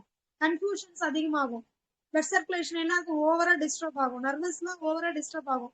அப்ப என்ன ஆகும்? யார் மேல வேணா கோவப்படுவாங்க, டென்ஷன் ஆவாங்க, முன்னாடி யாரு என்னன்னு கவனிக்க மாட்டாங்க, வாய்க்கு வந்ததை பேசி டென்ஷன் ஆகி என்ன பண்ணுவாங்க? பிரச்சனைகள் வந்துடும். சோ இப்ப இதுக்கு என்ன தேவை? கண்ணு கழுவணும்னா மூளை நரம்பு மண்டலம் வரைக்கும் குளிர்ச்சி அடைஞ்சிடும், கூல் ஆயிடுவான், கூல் பேபி, கூல் பர்சன் ஆயிடுவாங்க. புரியுதுங்களா? சோ அப்ப எவ்வளவு விஷயம் நடக்குது பாருங்க கண்ணுல தண்ணி ஊத்தி கழுவுறது மூலமா. சோ இனி எல்லாருமே பண்ணலாம் இல்லையா? நான் கூலான பர்சனா இருக்கணும், டென்ஷன் இல்லாத கோவம் வராத பர்சனா இருக்கணும், என்ன பண்ணணும்? கண்ணு கழுவணும். புரியுதுங்களா? அடுத்தது நிறைய குழந்தைங்க இன்னைக்கு கண்ணுடைய சக்தியை வேஸ்ட் பண்றாங்க. எதன் மூலமா? நீங்க கண்ணு கழுவ வேண்டிய சூழ்நிலை எப்ப தெரியுமா வரும்? அதிகமா இந்த மொபைல் போன் இருக்கு, ஸ்மார்ட் போன். இப்ப நம்ம பேசிட்டு இருக்கோம்ல, கிளாஸ் அட்டன் பண்றோம், இந்த மொபைல் போனை சூரிய அஸ்தமிச்சதுக்கு அப்புறமா எவ்வளவு அதிகம் பயன்படுத்துறோமோ அந்த அளவுக்கு நம்மளுடைய கண்ணுடைய விழித்திரை பாதிப்பு ஏற்படும். சரிங்களா? ஸ்கிரீனிங்னு சொல்லுவோம் நம்ம. சரிங்களா? இது பாதிப்பு ஏற்படும். அதனால நாங்களாம் என்ன பண்றோம்னா, அதிகமா ஆன்லைன் கிளாஸ் அட்டன் பண்றவங்க ஒரு நாளைக்கு 5 முறை 6 முறை எப்பெல்லாம் ஃபேஸ் வாஷ் பண்ணுமோ அப்பெல்லாம் கண்ணுல தண்ணி வச்சு வச்சு என்ன பண்ணிக்கிறோம்? கழுவிக்கிறோம், சேஃப்டி பண்ணிக்கிறோம். சேஃப்டி மெஷர்ஸ் கண்டிப்பா வேணும். நம்ம நல்லா இருந்தாதான் 4 பேருக்கு நம்ம என்ன பண்ண முடியும்? பிரயோஜனமான விஷயங்களை சொல்லி தர முடியும். அதனால என்ன பண்றோம்? நாங்க பண்ணிக்கிறோம். சோ தயவு செஞ்சு குழந்தைங்க அவசியம் எனக்கு ஸ்மார்ட் போன் பார்த்துதான் ஆகணும், லேப்டாப் பார்த்துதான் ஆகணும், மொபைல் பார்த்துதான் ஆகணும், இல்லைன்னா கம்ப்யூட்டர் ஸ்கிரீனிங் தான் பார்த்துதான் ஆகணும், ஐடி கம்பெனில வேலை பண்றேன் அப்படின்னு யாரெல்லாம் இதெல்லாம் எனக்கு அவசியம்னு நினைக்கிறீங்களோ, பயன்படுத்துறீங்களோ, கட்டாயமா நீங்க கண்ணுக்கு தண்ணி பாய்ச்சணும், கண்ணு கழுவணும். நீங்க எப்படி வேணா எடுத்துக்கோங்க. அதை பண்ணிட்டீங்கன்னா உங்க கல்லீரல், உங்களுடைய மூளை செல்கள், அதாவது மொத்தமாவே நீங்க மலவாயில தண்ணி விட்டாலும் சரி, கண்ணுல தண்ணி விட்டாலும், மூக்குல தண்ணி விட்டாலும், எங்க தண்ணி விட்டாலும் உடல் மொத்தமும் இருக்கக்கூடிய சூடு தனியும், வாயுக்கள் வேண்டாத வாயு பிரியும், செல்கள் தன்னைத்தானே சரி பண்ணிக்கும். இப்ப பர்டிகுலர்லி எனக்கு மூளையில பிரச்சனை இருக்கு, நர்வஸ் வீக்னஸ் இருக்கு, எனக்கு கல்லீரல்ல பிரச்சனை இருக்கு அப்படிங்கிறோம், கண்டிப்பா கண்ணை கழுவணும். ஒரு நாளைக்கு 4 முறை 5 முறை 6 முறை கூட பண்ணலாம், தவறு ஒண்ணும் கிடையாது. அதனால தண்ணி வந்து கண்ணுல நீர் கோத்துக்கும், இதெல்லாம் பண்ணவே, இதெல்லாம் ஆகவே ஆகாது, பயப்படாதீங்க. இதெல்லாம் புருடா. சரிங்களா? நிறைய பேர் இதை வேற நிறைய பேர் சொல்லிட்டு இருக்காங்க, கண்ணு ஃபுல்லா வந்து நீர் கோத்துக்குச்சாமா, வாட்டர் ஃப்ளூயிட் அக்குமுலேட் ஆச்சா. நம்ம ஊத்துற தண்ணினாலாம் உள்ள ஃப்ளூயிட் எல்லாம் அக்குமுலேட் ஆகாதாங்க, இடமே கிடையாது. புரியுதுங்களா? இது வந்து தண்ணியில என்ன பண்றோம்? கண்ணை திறந்து திறந்து பாக்குறோம், அவ்வளவுதான். வச்ச உடனே கொஞ்சம் எரியும், அவ்வளவுதான். புரியுதுங்களா? பயப்பட வேண்டாம். நல்ல ஒரு என்ன சொல்றது, புதுவிதமான செல்களை உற்பத்தி பண்ணி உங்களை ஆரோக்கியமா வச்சுக்கும். கண் பார்வை காலம் முழுக்க கடைசி வரைக்கும் குறையில்லாம பாத்துக்கும். அதனால கண்ணுக்கு, கல்லீரலுக்கு, மூளைக்கு, நரம்பு மண்டலத்துக்கு. புரியுதுங்களா? சோ மைல்டா வரக்கூடிய குழந்தைங்களுக்கு இருக்கக்கூடிய இந்த மைல்டு எம்ஆர்னு சொல்லக்கூடியது, அதுக்கப்புறம் ஹைப்பர் ஆக்டிவ் சைல்டு, இந்த மாதிரி குழந்தைங்களுக்கு மூளை சம்பந்தப்பட்ட பிரச்சனைகள், இந்த எல்லா குழந்தைங்களுக்கும் இந்த சிகிச்சைக்கு இவங்களுக்கு கண் கழுவுதல் ரொம்ப அவசியமானது. சொல்லி கொடுங்க, பண்ணுவாங்க. எப்படி சொன்னீங்கன்னா புரிஞ்சுப்பாங்களோ அப்படி சொல்லி புரிய வேண்டும். சரிங்களா? அடுத்த முக்கியமான கழிவு நீக்கம், மூன்றாவதா நுரையீரல். நுரையீரல் இவருக்கு எப்படி நீங்க வந்து தண்ணி ஊத்துவீங்க? மூக்கு தான். சோ மூக்கு கழுவுறது மூலமா, மூக்குக்கு நீர் சக்தியை கொடுக்கறது மூலமா என்ன ஆகும்னு சொன்னா, நுரையீரலுக்கு நீங்க டைரக்டா வாட்டர் எனர்ஜின்னு சொல்லக்கூடிய தண்ணீர்ல கூடிய தாது உப்புகளை கொடுக்குறீங்கன்னு அர்த்தம். சரி, நுரையீரல் மட்டும் தானே அப்படின்னா, ரத்தத்தில் இருக்கக்கூடிய பிராண ஓட்டத்தை இது சரி செய்யும். நிறைய பேருக்கு என்ன, இப்ப கார்டியாக் அரெஸ்ட் நிறைய பேருக்கு எப்படி வருது தெரியுங்களா? யாருக்கெல்லாம் வந்து லங் ஆஸ்தமேட்டிக் அட்டாக் வருதோ அவங்களுக்கு உடனடியா என்ன ஆகும்? கொஞ்சம் லாங் ரன் கொஞ்சம் சிவியர் ஆகும்போது ஆஸ்தமேட்டிக் அட்டாக் வந்து கார்டியாக் அரெஸ்டா மாறும். ஏன்னா இந்த பிராணவாயு குறையும் பொழுது, மூச்சு விடுறதுல சிரமம் ஏற்படும் போது அதிகமா வந்து பிராணவாயுவை யாரு பம்ப் பண்ணி கொடுப்பான்னா, நம்மளுடைய இருதயம் தான். ரத்தத்தை மட்டும் பம்ப் பண்ணி கொடுக்குறது, ரத்தத்தின் மூலமா பிராண ஓட்டத்தை கொடுக்கறதோ யாரு அப்படின்னு சொன்னா, பம்ப் பண்ணி எல்லா செல்களுக்கும் கொண்டு போய் கொடுக்கக்கூடியது நம்மளுடைய இருதயம். புரியுதுங்களா? அதனால உடனடியா பாதிப்பு அவருக்கும் வரும். அப்போ என்ன பண்ணும்? பிராண ஓட்டத்துல நல்ல ஆக்சிஜன் மட்டும் இருந்ததுன்னா நுரையீரல் நல்லா இருக்கும், உங்களுடைய இருதயம் நல்லா இருக்கும், உடம்புல இருக்கக்கூடிய எல்லா செல்களுக்கும் போகக்கூடிய ரத்த ஓட்டம், அதுல கிடைக்கக்கூடிய பிராண ஓட்டம் சரியா இருக்கும். இப்ப நீங்க சுத்தமான காத்தை கொடுக்காம வேண்டாத அவான வாயு உள்ள இருந்தது அப்படின்னு சொன்னா மூச்சு திணறல் வரும், எல்லா செல்களும் டேமேஜ் ஆகும், ரிப்பேரே நடக்காது. அப்ப என்ன வரும் அப்படின்னு சொன்னா, ஒரு மோசமான நிலைக்கு உடல் கொண்டு போகும். அப்ப நம்ம என்ன செய்யணும் அப்படின்னா, இந்த பிராண ஓட்டத்துக்கு தேவையான அளவுக்கு ஆரோக்கியமான நுரையீரல் கொடுக்கணும். இப்ப அதுக்கு நம்ம என்ன பண்ணணும்? மூக்கு கழுவணும். மூக்குக்கு தேவையான அளவுக்கு தண்ணியை மைல்ட் வார்ம் வாட்டர், பிஞ்சு சால்ட் போட்டு மூக்கு கழுவுற குவளை இருக்கும், அதை வச்சு, அதுக்கான மெத்தட்ஸ் எல்லாம் நிறைய இருக்கு. அதெல்லாம் நீங்க வந்து ஹீலர் பாஸ்கர் யூடியூப் சேனல்ல போனீங்கன்னா மூக்கு கழுவுறது ரொம்ப அழகா பக்குவமா சொல்லி கொடுத்துருப்பாங்க. இன்னும் பல இடங்கள்ல அதுக்கான பயிற்சிகள் எல்லாம் கொடுத்துட்டு இருக்காங்க. சரியா முறையா கத்துக்கிட்டு பண்ணீங்க அப்படின்னு சொன்னா, இந்த மூக்கு கழுவுறத இந்த பக்கம் தண்ணி விட்டீங்கன்னா இந்த பக்கம் ஆட்டோமேட்டிக்கா வரும். முன்னாடி பெண்ட் பண்ணிக்கணும், தலையை எப்படி திருப்பி, அதாவது எவ்வளவு முடியுமோ அவ்வளவு. இப்படி தண்ணி விட்டீங்கன்னா இது இப்படி வெளியில வரணும், அந்த மாதிரி ஒரு பொசிஷன்ல உங்க தலையை கொண்டு போகணும். சரிங்களா? அப்படி வச்சுட்டீங்கன்னா தண்ணி உள்ள போய் வெளியில வரும். இப்படி ஊத்துறதுனால நுரையீரலுக்கு நீர் சக்தி கிடைக்கும். நம்ம தான் சொல்லிட்டோமே, தண்ணி எங்க விட்டாலும் உடம்பு ஃபுல்லா அந்த குளிர்ச்சி, இந்த சூடு வெளியேறும், இந்த செல்கள் தன்னைத்தானே ரிப்பேர் பண்ணிக்கும் அப்படின்னு நம்ம சொன்னோம் இல்லைங்களா? இது இங்கேயும் நடக்கும். சோ இங்கதான் பெரும்பாலும் என்ன பண்றோம், சளி அடைச்சிட்டு இருக்கும். அப்புறம் இங்க தண்ணி விட்ட உடனே என்ன பண்ணும் தெரியுங்களா, நுரையீரலுக்கு ஆட்டோமேட்டிக்கா இதனுடைய இது வந்து வெளியில இருக்கக்கூடிய வாசல்னு வச்சுக்கோங்களேன். இதனுடைய உள் அறை எங்க இருக்குன்னு சொன்னா நுரையீரல் தான். சோ அந்த மூச்சுக்குழல் அப்படியே கொஞ்சம் கொஞ்சமா போய் குளிர்ச்சி அடைஞ்சு நுரையீரல் வரைக்கும் என்ன ஆகும், குளிர்ந்து போகும். அப்போ அங்க இருக்கக்கூடிய சூடு தணிஞ்சு போயிடுதா, அப்ப அங்கடைய வாயு அபான வாயு வெளியேறிடும். குளிர்ச்சி அடைஞ்ச உடனே அங்க பிராண வாயு மட்டும் தான் இருக்க முடியும், அபான வாயு ஆட்டோமேட்டிக்கா வெளியில போயிடும். அப்ப என்ன ஆகும், அப்பா அப்படின்னு அப்படியே ரொம்ப சுகமா மூச்சு விட ஆரம்பிப்பாங்க. இந்த மூக்கு கழுவுன உடனே சளி இருக்கும்போது, சாதாரண தும்மல் சளி டஸ்ட் அலர்ஜில இருக்கும் போதே பண்ணிட்டீங்கன்னா அதோட சரியா போடும். நீங்க என்ன பண்றீங்க, தண்ணி ஊத்தி வீட்டை கழுவுன மாதிரி அழகா சுத்தமாயி என்ன ஆயிடும், வெளியில போயிடும். ஆஸ்தமா வீசிங் இருக்கிறவங்க வாரத்துக்கு ஒரு நாள் மூக்கு கழுவுறது பண்ணாங்கன்னா ஆஸ்தமா வீசிங் எந்த ஒரு சிகிச்சையும் இல்லாம முழுமையா குணமடையும். புரியுதுங்களா?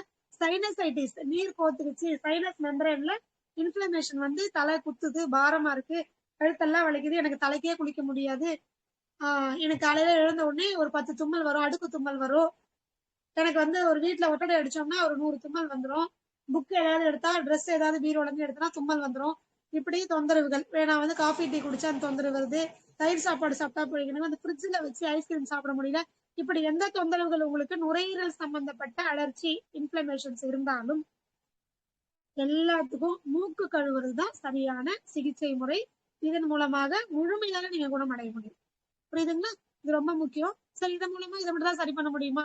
நம்ம ஏற்கனவே சொல்லிருக்கோம், நுரையீரல் அப்படிங்கிறது எதோட சம்பந்தப்பட்டது, உடல்ல இருக்கக்கூடிய தோல். எங்கெல்லாம் தோல்ல பிரச்சனைகள் வருதோ, உடம்புல தோல் பிரச்சனைன்னு வந்தாலே சோ மூக்கு கழுவுறது மூலமா அந்த தோல்களுக்கு தேவையான பிராண சக்தி போயிட்டு, நல்ல பிராண சக்தி போய் அந்த கழிவுகள் குப்பைகள்லாம் என்ன ஆயிடும், வெளியில போயிடும், தோல் பளபளப்பா இருக்கும். சோ நுரையீரல் மட்டும் ஆரோக்கியம் பெறுவதில்ல, முழு உடலுடைய தோல், வெளிப்புற தோல் ஆரோக்கியமா இருக்கும். ஸ்கின் டிசீஸ், தோல் வியாதிகள் சரியா போகும். அவ்வளவுதான். புரியுதுங்களா? இது கண் கழுவுறது, மூக்கு கழுவுறது, இனிமா எடுக்கிறது, சரிங்களா? மலக்குடல் சுத்தம் பண்றது, இது 3 தெரிஞ்சுக்கிட்டோம் இல்லைங்களா? அடுத்தது முக்கியமானது வாழை இலை குளியல். வாழை இலை குளியல் அப்படிங்கிறது நம்ம கடந்த வகுப்புல நம்ம சொன்னோம். இது பெண்கள் பாதுகாப்பா தனியா பண்ணிக்க முடியாது. ஆனா உடல் எடை குறைப்பதற்கு, உடம்பு ரொம்ப டயர்டா இருக்கு, எனக்கு எது பண்ணாலும் ஒரு ஃப்ரெஷ்ஷாவே இல்லை அப்படின்னு சொல்றவங்களுக்கு, தோல்ல வியாதிகள் இருக்கிறவங்களுக்கு, மேஜரான ஹார்மோனல் இம்பேலன்ஸ் இருக்கிறவங்களுக்கு, இப்படி இவங்களுக்கு எல்லாம் ரொம்ப மஸ்ட். பொதுவாவே நம்ம எல்லாம் ஒரு 3 மாசத்துக்கு ஒரு முறை வாழை இலை குளியல் எடுத்துக்கிறது அப்படிங்கிறது முழு உடல் சுத்தம். இப்ப வாட்டர் சர்வீஸ் பண்றோம் இல்லையா, நம்ம வீட்டுல வந்து நம்ம பேதிக்கு எடுத்துக்கிறோம், இனிமா எடுத்துக்கிறோம், அதெல்லாம் பண்றோம். முழு உடலையும் மொத்தமா உள்ள இருக்கக்கூடிய உறுப்புகள் எல்லாம் தூண்டி விட்டு தன்னை சரியா டம்மியா வேலை செஞ்சுட்டு இருக்கோம்.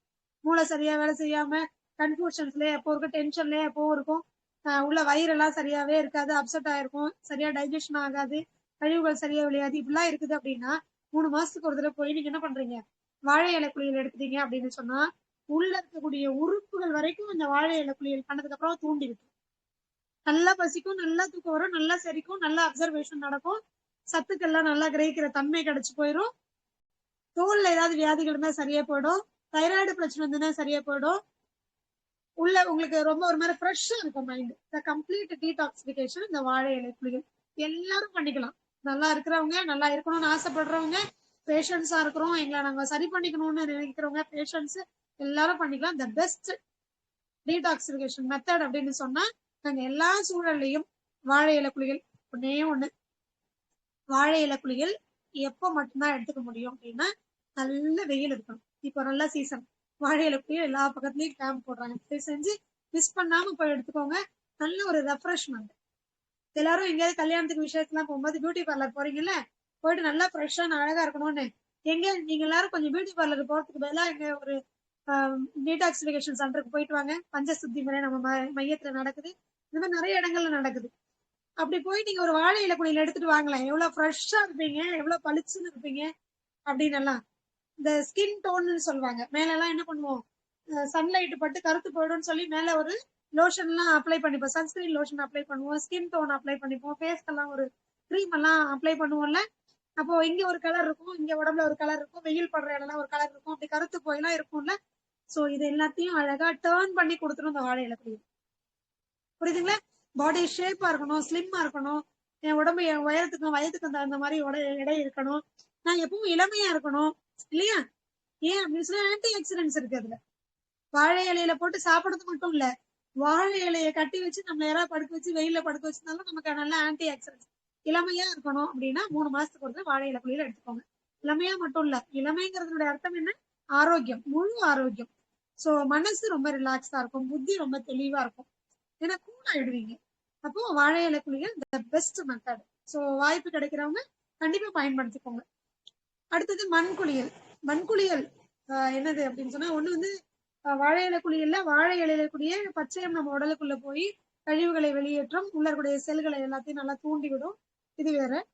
சூரிய ஒளியில தான் படணும், நல்ல சன்லைட் வேணும். ஸோ மழை நாட்கள்ல பனி நாட்கள்ல பண்ண முடியாது, சன்லைட் குறைவா இருந்தாலும் பண்ண முடியாது, சரிங்களா? பட் நம்ம மண்குளியல் எப்ப பண்ணலாம், எப்ப வேணா பண்ணலாம். நல்ல குளிர்லயோ நல்ல மழையிலயோ பண்ண முடியாது, பட் அந்த டைம்லயும் கூட கொஞ்சம் வெயில் இருந்ததுன்னா பண்ணிக்க முடியும், பாத்ரூம்ல கூட பண்ணிக்கலாம். பட் பெஸ்ட் மெத்தட் வந்து அப்ளை பண்ணி வெயில்ல நிக்கிறது தான். ஸோ குறைவான உடை உடுத்திட்டு தலையில இருந்து கால் வரைக்கும் மண்ணை, புற்று மண்ணு அல்லது போர்வெல்ல ரொம்ப வந்து இந்த கலரிங் மண்ணுன்னு சொல்லுவாங்க, அடியில ரொம்ப அடி ஆழத்துல இருந்து எடுக்கக்கூடியது, குறைந்தது 10 அடி ஆழம் நம்ம சொல்லுவோம். ஸோ மேலெல்லாம் என்ன ஆயிடுச்சுன்னா, நம்ம வீட்டுல யூஸ் பண்ணக்கூடிய பாத்திரங்கள் உர தண்ணி, அப்புறம் துணி துவைக்கிற பவுடரு, கெமிக்கல்ஸ், இந்த ரசாயனங்கள்லாம் மேல இருக்கக்கூடிய பூமியில இருக்கும். அந்த மண்ணை நீங்க வந்து பூசி மண் குளியல் எடுக்க முடியாது. சோ நீங்க எவ்வளவு பாழ் பண்ணியிருந்தாலும் ஒரு 10-20 அடிக்கு கீழே நோண்டக்கூடிய அந்த மண். அதனாலதான் குறிப்பா நாங்க போர் மண்ணுன்னு சொல்லுவோம். போர் ஓட்டும் போது போர்ல துளை போட்டு என்ன பண்ணுவாங்க, உள்ள தண்ணி எடுப்பாங்க இல்லையா, அந்த இதுல வந்து எங்க தண்ணி இருக்கோ அதுக்கு மேல இருக்கக்கூடிய அந்த ஒரு சேறு மாதிரியான அந்த மண்ணை, அதை நாங்க என்ன பண்ணுவோம், எடுத்து வந்து கலெக்ட் பண்ணி வச்சுட்டு வெயில் நல்லா நல்லா காய வச்சு ஜலிச்சு எடுத்து வச்சுக்குவோம். அதுவே போதுமானது. புற்றுமண் கிடைக்காதவங்க அதையும் பயன்படுத்தலாம், களிமண் பயன்படுத்தலாம். இயற்கை விவசாயம், நம்மளையும் நம்மளை சுத்தி இருக்கக்கூடிய விவசாயிகளும் இயற்கை விவசாயம் பண்றாங்க, ஒரு குறைந்தது ஒரு 5 கிலோமீட்டர் அளவுக்கு சரௌண்டிங்ல எல்லாருமே இயற்கை விவசாயம் தான் பண்றாங்க அப்படின்னா, அந்த நிலத்துல இருக்கக்கூடிய மண்ணை நம்ம வந்து மண்குளியலுக்கு பயன்படுத்தலாம். ஏன்னு சொன்னா மண்குளியலுடைய பிரத்யேகமான வேலை என்ன அப்படின்னா, தோலுக்கு அடியிலையும் இருக்கக்கூடிய குப்பைகளை வெளியில எடுக்கும். சோ முள்ளால எடுக்கணும்ல, அப்படி மண்ணு, அந்த மண்ணை பயன்படுத்தி இந்த உடலுக்கு அடியில இருக்கக்கூடிய மண் குப்பைகள் எல்லாத்தையும் வெளியில எடுக்கிறது. சோ தோல் வியாதிகளுக்கு ரொம்ப சிறந்தது. அப்புறம் வாய்வு எடுக்கும் அந்த மண்ணு. நிறைய பேருக்கு பாத்தீங்கன்னா முட்டிக்கு முட்டி வந்து நீர் கொத்திட்டு வீங்கி சரவாங்கின்னு சொல்லுவாங்க, ரொமட்டாய்டு ஆர்த்ரைட்டிஸ், அப்புறம் வாதம் வந்தவங்க, இவங்களுக்கு எல்லாம் நாங்க என்ன சொல்றோம்னா, நீங்க அப்புறம் சுண்ணாம்பு சத்து குறைபாடு இருக்கு, ரொம்ப பலவீனமா இருக்காங்க, உடம்பே தேர மாட்டேங்குது, ரொம்ப பலவீனமா இருக்கிறாங்க, அப்படிங்கிறவங்க எல்லாம் என்ன பண்ணலாம்னா, இந்த புத்துமண் குளியல் எடுத்துக்கிட்டாங்க அப்படின்னு சொன்னா ஃப்ரெஷ் ஆயிடுவாங்க. கொஞ்சம் கொஞ்சமா நல்லா சாப்பிட்டு, ஏன்னா மண் இல்லையா, சோ ஆட்டோமேட்டிக்கா வயிறு வந்து ரெடி ஆயிடும், உள்ள இருக்கக்கூடிய உறுப்புகள் வந்து ரெடி ஆயிடும், மொத்த உடம்புக்கு தேவையான மண் சக்தி கிடைச்சிடும். எப்படி நீர் சக்தி முக்கியமோ அந்த மாதிரி எல்லா உறுப்புகளுக்கும் எல்லா செல்களுக்கும் மண் சக்தி அவசியம். இந்த மண்ணில் இருக்கக்கூடிய தாது உப்புக்களை உடல்ல தோல் வழியா உள்ள இருக்கக்கூடிய எல்லா உறுப்புகளும் கிரகிக்கும் போது, எனர்ஜியா அது வந்து டிரான்ஸ்ஃபார்ம் பண்ணிக்கும் பொழுது உங்க உடல்ல எல்லா உறுப்புகளும் மண் சக்தி கிடைச்சிடும், ஆட்டோமேட்டிக்கா தன்னைத்தானே சரி பண்ணிக்கும். சோ எல்லா பிரச்சனைகளும் ஒரு ரெஃப்ரெஷ்மெண்ட், புதுசா ஆன மாதிரி அந்த உடல் வந்து உணரும். ரொம்ப பலவீனமா இருக்காங்க, அப்புறம் எலும்புகள் நரம்புகள்லாம் வளர்ச்சி இடமா குறையாத பல குழந்தைகள் இருப்பாங்க, உடல் அளவுல வளர்ச்சி குறைவா இருக்கக்கூடியவங்க, ஹைப்போ தைராய்டு ஹைப்பர் தைராய்டு அந்த மாதிரி குரோத் ஹார்மோன் எல்லாம் அஃபெக்ட் பண்ணிருக்கிறவங்க, மூளை வளர்ச்சி பாதிக்கப்படும், இந்த வளர்ச்சியில பாதிப்பு எங்கெல்லாம் இருக்கோ அவங்க எல்லாம் பயன்படுத்தாங்கன்னா சூப்பரா ரெடி ஆகும். இவங்களும் அந்த மாதிரிதான் 3 மாசத்துக்கு ஒரு முறை இந்த மண் சிகிச்சையை எடுத்துக்கொள்ளலாம். மண் சிகிச்சைனா சும்மா பூசியை குளிச்சோம்னா அதுல எங்களுக்கு வந்து கிடைக்கும், அப்படி மண் அப்ளை பண்ணீங்கன்னா, அதாவது ஒரு தோசை மாவு பதத்துக்கு நல்லா தண்ணி விட்டு குழைச்சி மேல ஃபுல்லா கீழே இருந்து மேல் நோக்கி, எப்படி இப்படிதான் மேல தடவும், இப்படி தடவும், இப்படி கீழே இருந்து மேல் நோக்கி உடம்பு முழுக்க கால்ல இருந்து தலை வரைக்கும் ஃபுல்லா தடவிட்டு அவங்க வெயில்ல ஒரு 10 நிமிஷம் உட்கார்ந்துட்டு இருந்தாங்க அப்படின்னு சொன்னா உடல் முழுக்க என்னடும் மண் சக்தி கிரகிக்கப்பட்டு மொத்த உடலும் தன்னைத்தானே சரி செய்து கொள்ள ரொம்ப சப்போர்ட்டிவா இருக்கும். சரிங்களா? சோ எல்லா உறுப்புகளுக்கும் மண் சக்தி அவசியம். ஏன்னா பஞ்சபூதங்கள்ல ஒண்ணு மண் இல்லையா? சோ 5ம் சமமா இருந்தாதான் நம்ம உடம்புல பேலன்ஸா இருந்தாதான் எல்லா வியாதிகளையும் வெளியேற்ற முடியும், ஆரோக்கியமாக வாழ முடியும். அதுக்கு மண் சிகிச்சைன்னு சொல்லக்கூடிய இந்த பிரதானமான மண் குளியல் ரொம்ப ரொம்ப ரொம்ப ரொம்ப அவசியமானது. திரு மூலிகை மகேந்திரன் ஐயா, அவங்க தெரிஞ்சுக்கணும்னு நினைக்கிறேன், குழுவுல இருக்கிறாங்க. ஐயா வந்து வர ஏப்ரல் மாதம் மண் குளியலுக்காக பிரத்யேகமா அவங்களோட தோட்டத்தை ரெடி பண்ணி வச்சிருக்காங்க. குழந்தைங்களை தண்ணியில விளையாட விடணும், சேத்துல விளையாட விடணும் அப்படின்னு. குழந்தைங்களுக்கு எல்லாம் பாத்தீங்கன்னா தெரியுங்க, நமக்கு எல்லாம் தெரியாது. குழந்தைங்களுக்கு சேத்துல விளையாடுறதுனா பிடிக்கும், அடுத்தது தண்ணியில விளையாடுறதுனா பிடிக்கும். விட்டு பாருங்களேன், இவங்கதான் ஆரோக்கியமா இருப்பாங்க. தயவு செய்து வாய்ப்பை ஏற்படுத்தி கொடுங்க, சரிங்களா? அண்ட் அடுத்து முக்கியமானது என்ன அப்படின்னு சொன்னா, இப்ப நம்ம வாழை இலை குளியல் சொன்னோம் பாத்தீங்களா, அது என்னைக்கு பண்ண முடியும்? நல்ல வெயில் இருக்கும்போது தான் பண்ண முடியும். அதுக்கு ஆல்டர்னேட்டிவா இயற்கை மருத்துவத்துல ஒண்ணு இருக்கு. சரி வெயில் இல்லைங்க எனக்கு, அப்படி ஒரு சீதோஷ நிலையில நான் இருக்கேன், எனக்கு வேர்வையே வர்றதில்லை, அதனால என் உடல் பெருத்து போயிருக்கு, உடல் ரொம்ப பலவீனமா இருக்கு, ஒரு ஒரு ஃப்ரெஷ்னஸ் இல்ல, எனக்கு வந்து ஒரு வாழை இலை குளியல் எடுத்துக்க முடியல அப்படின்னு சொன்னா, அதுக்கு மாற்று இயற்கை மருத்துவத்துல இருக்கக்கூடியது ஆர்டிபிஷியலா ஒரு பனானா லீஃப் பாத் என்ன அப்படின்னா ஸ்டீம் பாத். கேட்டிருப்பீங்க, சோனா பாத். சினிமா எல்லாம் பார்த்திருப்பீங்க, நான் நீ படத்துல எல்லாம் வந்து அந்த வில்லன் வந்து தலை மட்டும் வெளில தெரியும், உடம்பு ஃபுல்லா ஒரு பெட்டிக்குள்ள போட்டு மூடி இருப்பாங்க இல்லையா, அதை நீராவி குளியல் கேள்விப்பட்டிருப்பீங்க. ஆன்லைன்ல இதுக்கான ஒரு டிஸ்மேண்டில் பண்ற மாதிரியான ஒரு எக்யூப்மெண்ட்டே இருக்கு, சோனா பாத்னு சொல்லிட்டு. அதெல்லாமே நிறைய பேர் நாங்க ரெஃபர் பண்ணிருக்கோம், நிறைய பேர் வீட்டுல வாங்கி வச்சுட்டு பண்ணிக்கிறாங்க. ஏன்னா லேடிஸ்க்கெல்லாம் போய் ஒரு ஸ்பாலையோ வெளியில ஒரு சென்டர்லயோ போய் இப்படி உடம்புல குறைவான உடைகளோட போய் எடுத்துக்கிறதுக்கு ரொம்ப தயங்குறாங்க. அப்போ நீங்களாம் என்ன பண்ணலாம், இந்த நீராவி குளியல் பெட்டி என்ன பண்ணலாம், டிஸ்மேண்டில் பண்ணி ஒரு பேக்குள்ள வச்சிருப்பாங்க, நீங்க அதை எடுத்து விரிச்சு வச்சு கரண்ட்ல ஆன் பண்ணீங்கன்னா தண்ணி சூடாகி நீராவி உள்ள வரும், நீங்க உள்ள உட்காந்துக்கலாம், கை வெளியில வச்சுக்கலாம், தலை வெளியில இருக்கும். அந்த மாதிரி செட்டப்ஸ் எல்லாம் இருக்கு இப்போ. பழைய பழைய பல இடங்கள்ல இது பண்றாங்க.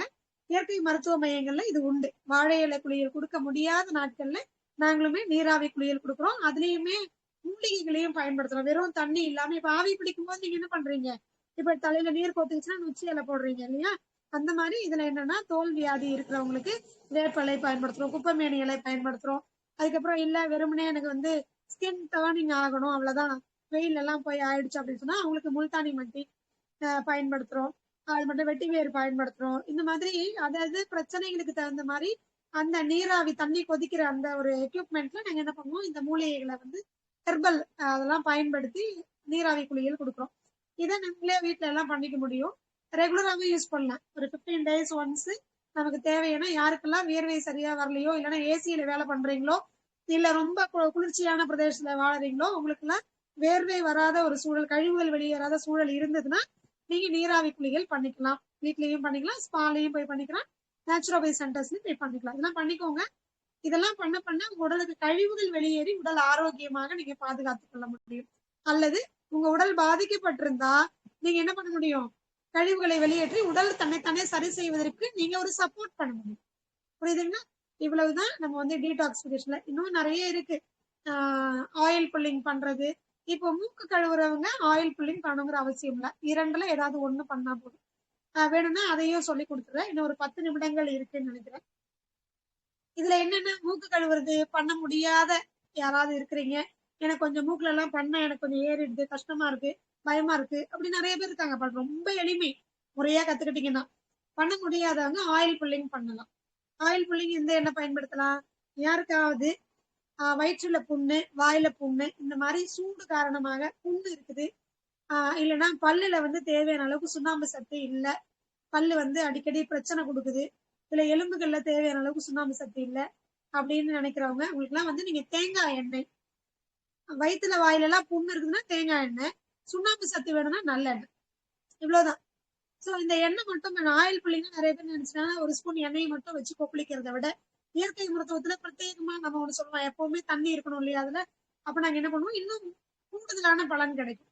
ஒரு ஸ்பூன் தேங்காய் எண்ணெய்னா ஒரு ஸ்பூன் தண்ணி, அதை வாயில வச்சுட்டு நல்லா ஒரு 5 நிமிஷத்துக்கு என்ன பண்ணணும், கொப்பளிச்சுட்டே இருக்கணும். நிறைய பேர் என்ன சொல்றாங்கன்னா குறைஞ்ச 20 நிமிஷம் பண்ணணும், அவசியமே இல்லை. சும்மா வாய மூடிட்டு இருந்தா 1 மணி நேரம் வச்சுதான் பிரயோஜனமே இல்லை. வாயை கொப்பளிச்சுட்டே இருந்தீங்கன்னா வாயில விட்டு இப்படி என்ன பண்ணணும், கொப்பளிச்சுட்டே இருக்கணும். எப்படி நல்லா வந்து கார்கல் பண்ணி கொப்பளிச்சுட்டே இருந்தீங்கன்னா 5 நிமிஷத்துல 1 நிமிஷத்துல உங்களுக்கு தாடையெல்லாம் வலிக்கும், ஆரம்பத்துல பார்த்திருப்பீங்க. இப்படி பண்ணும்போது இங்க இருக்கக்கூடிய இங்க என்ன இருக்கு அப்படின்னா ட்ரைமஸ்டர் ட்ரைஜிமினல் அப்படின்னு சொல்லுவோம். இந்த இடத்துல ஆஹ் கண்ணுக்கு காதுக்கு மூக்குக்கு எல்லாம் வரக்கூடிய ஒரு நரம்பு ஜங்ஷன் இங்க இருக்கு. சோ இந்த எண்ணெய் கொப்பளிக்க இங்க இருக்கக்கூடிய நர்வ்ஸ் வந்து ஸ்ட்ராங் ஆகும். அது மட்டும் இல்ல, வாய்க்குள்ள இருக்கக்கூடிய நாக்குல கூடிய சுவை நரம்புகள் இருக்கு. சோ நல்லா சுவை தெரியும். அப்ப சுவை தெரிஞ்சா என்ன அர்த்தம்? உங்களுக்கே புரிஞ்சு போடும் என்ன மருத்துவம் உங்களுக்கு செஞ்சுக்கணும்னு. அப்போ ஆயில் புள்ளிக்கு முக்கியம் தானே. உதாரணம், எனக்கு நாக்குல எந்த சுவையுமே தெரியல, இல்லைன்னா எனக்கு வித்தியாசம் தெரியல அப்படின்னா என்ன பிரச்சனை நடக்கும்? நம்ம என்ன சொல்லியிருக்கோம்? சுவைதான் மருத்துவம். அப்ப நாக்கு தான் யாரு? டாக்டர். உங்க நாக்குல சுவை நரம்புகள் எனக்கு இந்த சுவை வேணும்னு கேட்க தெரியணும், இல்லைன்னா நான் சாப்பிட்ட சாப்பாடுல இந்த சுவை இருக்குன்னு கிரகிக்க தெரியணும். தெரியணுமா வேண்டாமா? அப்படி தெரிஞ்சதுன்னா நீங்க என்ன பண்ணுவீங்க? உங்க நாக்கு என்ன சுவையை உணருதோ அதுக்கு ரிலேட்டடான ஆர்கனுக்கு தேவையான சக்தி உடனே அந்த இன்ஸ்ட்ரக்ஷன் போயிடும். நீங்க சாப்பிடுற சாப்பாடுல இருந்து அந்த சுவையை கிரகிச்சு அந்த உறுப்பு தன்னை சரி பண்ணிக்கும். இப்படி ஒரு சிகிச்சை நடக்குதா இல்லையா? அது மாதிரி அந்த சுவை வந்து தெரியணும் இல்லையா? சோ நாக்கு தான் டாக்டர், அப்போ சுவை தான் மருத்துவம் அப்படின்னு வரும்போது நீங்க ஆயில் புல்லிங் பண்ணும்போது உங்க நாக்கு சுத்தமடைந்து சுவையை பிரித்தறிகிற தன்மைக்கு முழுசா கொண்டு வரணும். புரியுதுங்களா? அப்போ அதுக்கு ஆயில் புல்லிங் மஸ்ட். அடுத்தது பல்லு. ஒவ்வொரு பல்லும் உள்ள இருக்கக்கூடிய உறுப்புகளுக்கு சம்பந்தப்பட்டது. முன்னாடி இருக்கிற 2 பல்லு, கீழே கூடிய 2 பல்லு, சைட்ல கூடிய கடவா பல்லு, ஒவ்வொரு பற்களும் உள்ள இருக்கக்கூடிய உறுப்புகளோட சம்பந்தப்பட்டது. சோ இந்த பல்லுல பிரச்சனை வருதுன்னா அப்ப உள்ள இருக்கக்கூடிய இந்த உறுப்பு பிரச்சனை இருக்குன்னு நாங்க ஈஸியா கண்டுபிடிச்சிருவோம். சோ இது ஒரு பெரிய சாப்டர். இது டங் டயக்னாசிஸ் சொல்லுவோம், டீத் டயக்னாசிஸ் சொல்லுவோம். சோ இதை வச்சு உங்களுக்கு என்ன தொந்தரவுன்னு கண்டுபிடிச்சிடலாம். சோ இதெல்லாம் உங்களுக்கு தெரியவே வேண்டாம். சோ பல்லு சுத்தமாகணும், நாக்குல இருக்கக்கூடிய சுவை நரம்புகள் ஆக்டிவா இருக்கும். அப்படி இருந்ததுன்னா உள்ள இருக்கக்கூடிய அத்தனை உறுப்புகளும் பலப்பட்டுரும். பல்லு சுத்தமாயிடுச்சு, பல்லு நல்லா இருக்குதுன்னு, நாக்கு நல்லா இருக்குதுன்னு, சுவையெல்லாம் தெரியுதுன்னா அப்ப என்ன நடக்கும்? உள்ள இருக்கக்கூடிய அனைத்து உறுப்புகளுக்கும் தேவையான சக்தி கிடைச்சிரும்.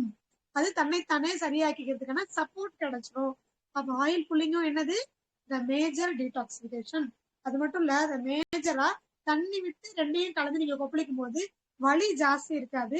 அந்த நீர் சக்தியும் சேரும் போது அங்க பல மடங்கு அதனுடைய விளைவுகள் பல மடங்கா உங்களுக்கு கிடைக்கும். இப்ப வெறும் எண்ணெயை கொப்பளிக்கும் போது கிடைக்கிற பலனை விட 10 மடங்கு கூடுதலா கிடைக்கக்கூடியது ஒரு ஸ்பூன் தண்ணியும் கலந்துக்கலாம். சரி, எனக்கு பல்லு வந்து ஆடுது, உடையுது, ஓட்ட விழுது, தொந்தரவு இருக்கு, உடம்புல அங்கங்க எலும்புகளுக்குள்ள வலிக்குது, அப்ப என்ன அர்த்தம்? சுண்ணாம்பு சத்து குறைபாடு. அப்ப நீங்க என்ன பண்ணணும்? நல்லெண்ணெய் 1 டீஸ்பூன் தண்ணி ரெண்டையும் கலந்து 5 நிமிஷம் கொப்பளிச்சுட்டு துப்பிடுங்க. அவ்வளவுதான்.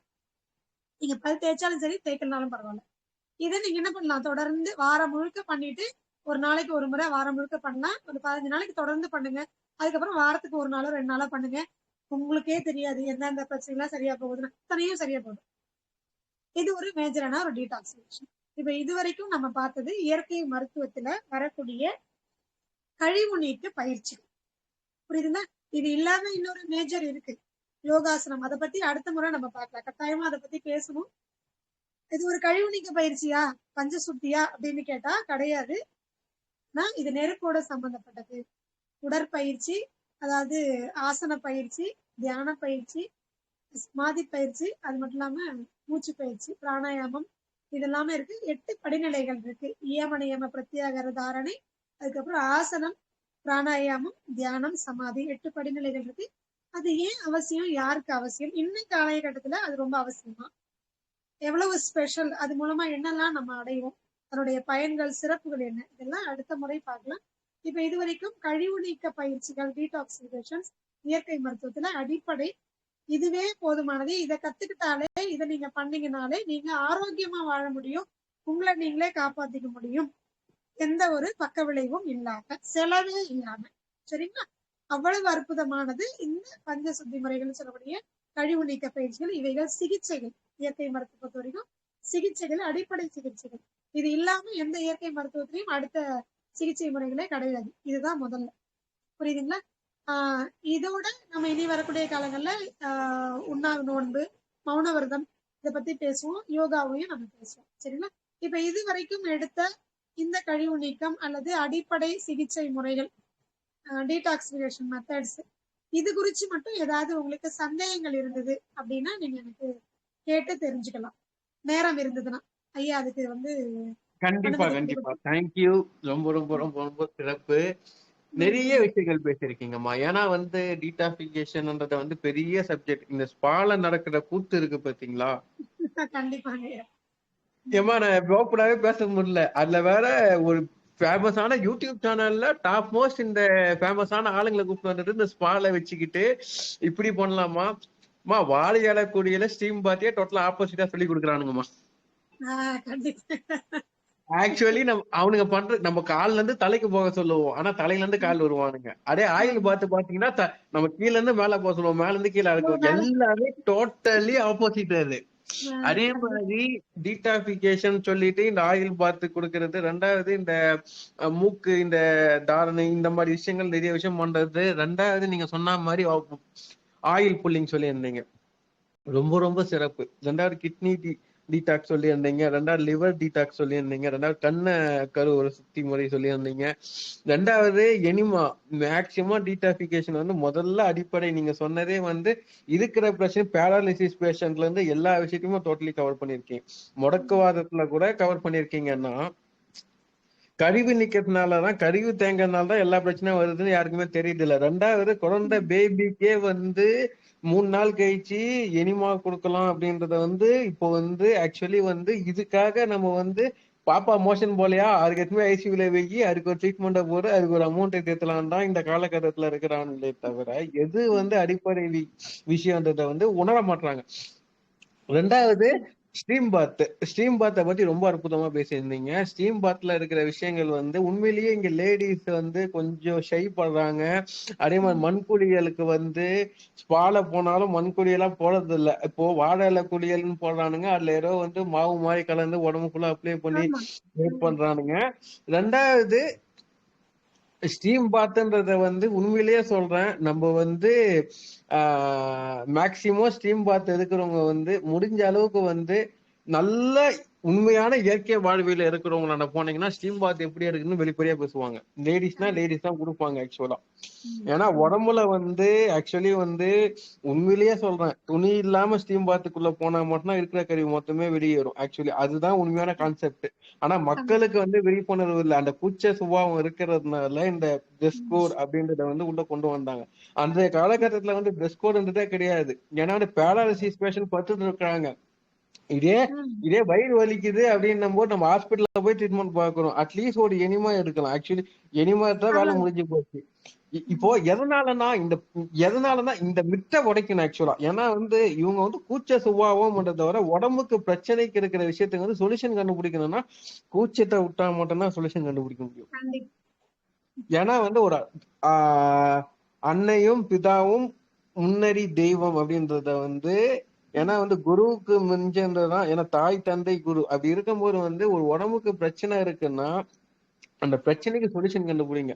வாழை இலை குளியல் அற்புதமான குளியல். அப்படியே ஆப்போசிட்டா பண்ண வேண்டிய இடங்கள் வந்து நிறைய இடம் இருக்கு. ஏன்னா வந்து எது உண்மையான விஷயம் தெரியல மக்களுக்கு. வந்து கீழ இருந்து மேல போகணும். வாழை இலை குளியல்ன்றது வந்து இப்போ நிறைய இடத்துல நான் பார்த்திருக்கேமா எப்படி போடுறாங்கன்னா ஃபுல்லா கையில மட்டும் அப்ளை பண்ணிடுறாங்க. ஏதோ மாவு மாதிரி கால்ல வரைக்கும் அப்ளை பண்ணிடுறாங்க. இந்த செஸ்ட் பகுதி இந்த மாதிரி ஏரியால அப்ளை பண்றது கிடையாது. நான் டைரக்டாவே பார்த்திருக்கேன். அந்த மாவு செட் அதே மாதிரி வந்து நீங்க சொல்லியிருந்தீங்க தண்ணியில குளிக்கிற முறையை சொல்லியிருந்தீங்க. அதே மாதிரி வந்து மண்குளியல் சொல்லியிருந்தீங்க. மண்குளியல் எதுக்கணும் அப்படின்னா சேத்துல போய் உளுந்து கலந்து விளையாடணும். ஆனா யாரும் பண்றது கிடையாது. ஆக்சுவலா அந்த காலகட்டத்துல பாத்தீங்கன்னா ஒரு 50 இல்ல ஒரு 200 வருஷம் முன்னாடி போனீங்கன்னா இந்த ட்ரெஸ்ன்ற கலாச்சாரம் கிடையாது. ட்ரெஸ் கம்மி. அப்ப இருக்கும்போது விவசாயிங்க வந்து மண்ணில் இறங்கி நாத்து நடுவாங்க, அறுவடை பண்ணுவாங்க, இது பண்ணுவாங்க, அடைப்பாங்க. அப்படி இருக்கும்போது தானாவே உடம்பு ஃபுல்லா மண்ணாயிரும். தலையில இருந்து கால் வரைக்கும் மண்ணாயிரும். உண்மையிலேயே அப்படி இருக்கும்போது அந்த நேரத்துல மண்குளியல் ஆகி போச்சு. இந்த மாதிரி விஷயத்த வந்து முன்னாடி எடுத்துட்டு வாங்க. ஏன்னா வந்து நீங்க வந்து ஒரு சில விஷயத்த வந்து வெளிப்படையா பேசினா மாட்டோம். அதே மாதிரி அந்த அம்மா சொன்னாங்க ஸ்டீம் பாத் மிஷின் வச்சாலும் அந்த மிஷினுக்குள்ள வெறும் தண்ணி மட்டும் விட்டு ஸ்டீம் பாத் பண்ணா வந்து யூசேஜ் கம்மி. அது சொன்ன மாதிரி ஒரு சில பொருட்கள் போட்டு ஸ்டீம் பாத் எடுக்கணும். நிறைய விஷயம் ரொம்ப ரொம்ப நன்றி. ஆக்சுவலா வந்து நிறைய விஷயத்த கவர் பண்ணிருக்கீங்க. இதுல முக்கியமான ஹைலைட் அப்படின்னா சிறு குழந்தையில இருந்து இந்த எனிமான்ற கண்ட்ரோலுக்குள்ள வந்து ப்ராசஸ்க்குள்ள ஒரு 3 மாசத்துக்கு ஒன்சோ 6 மாசத்துக்கு ஒன்சோ எடுத்துட்டு வாங்க. பேபிக்கு கொடுங்க, வயிறை டீடாக்சிஃபிகேஷன் பண்ணுங்க, மண் குளியல கத்து கொடுங்க. ஆயில் பாத்ன்றது வந்து ஒரு 3 வயசு குழந்தைக்கு நீங்க ஆயில் பாத் கத்து கொடுத்துட்டீங்கன்னா லைஃப் லாங் அது எடுத்துட்டு போகும்.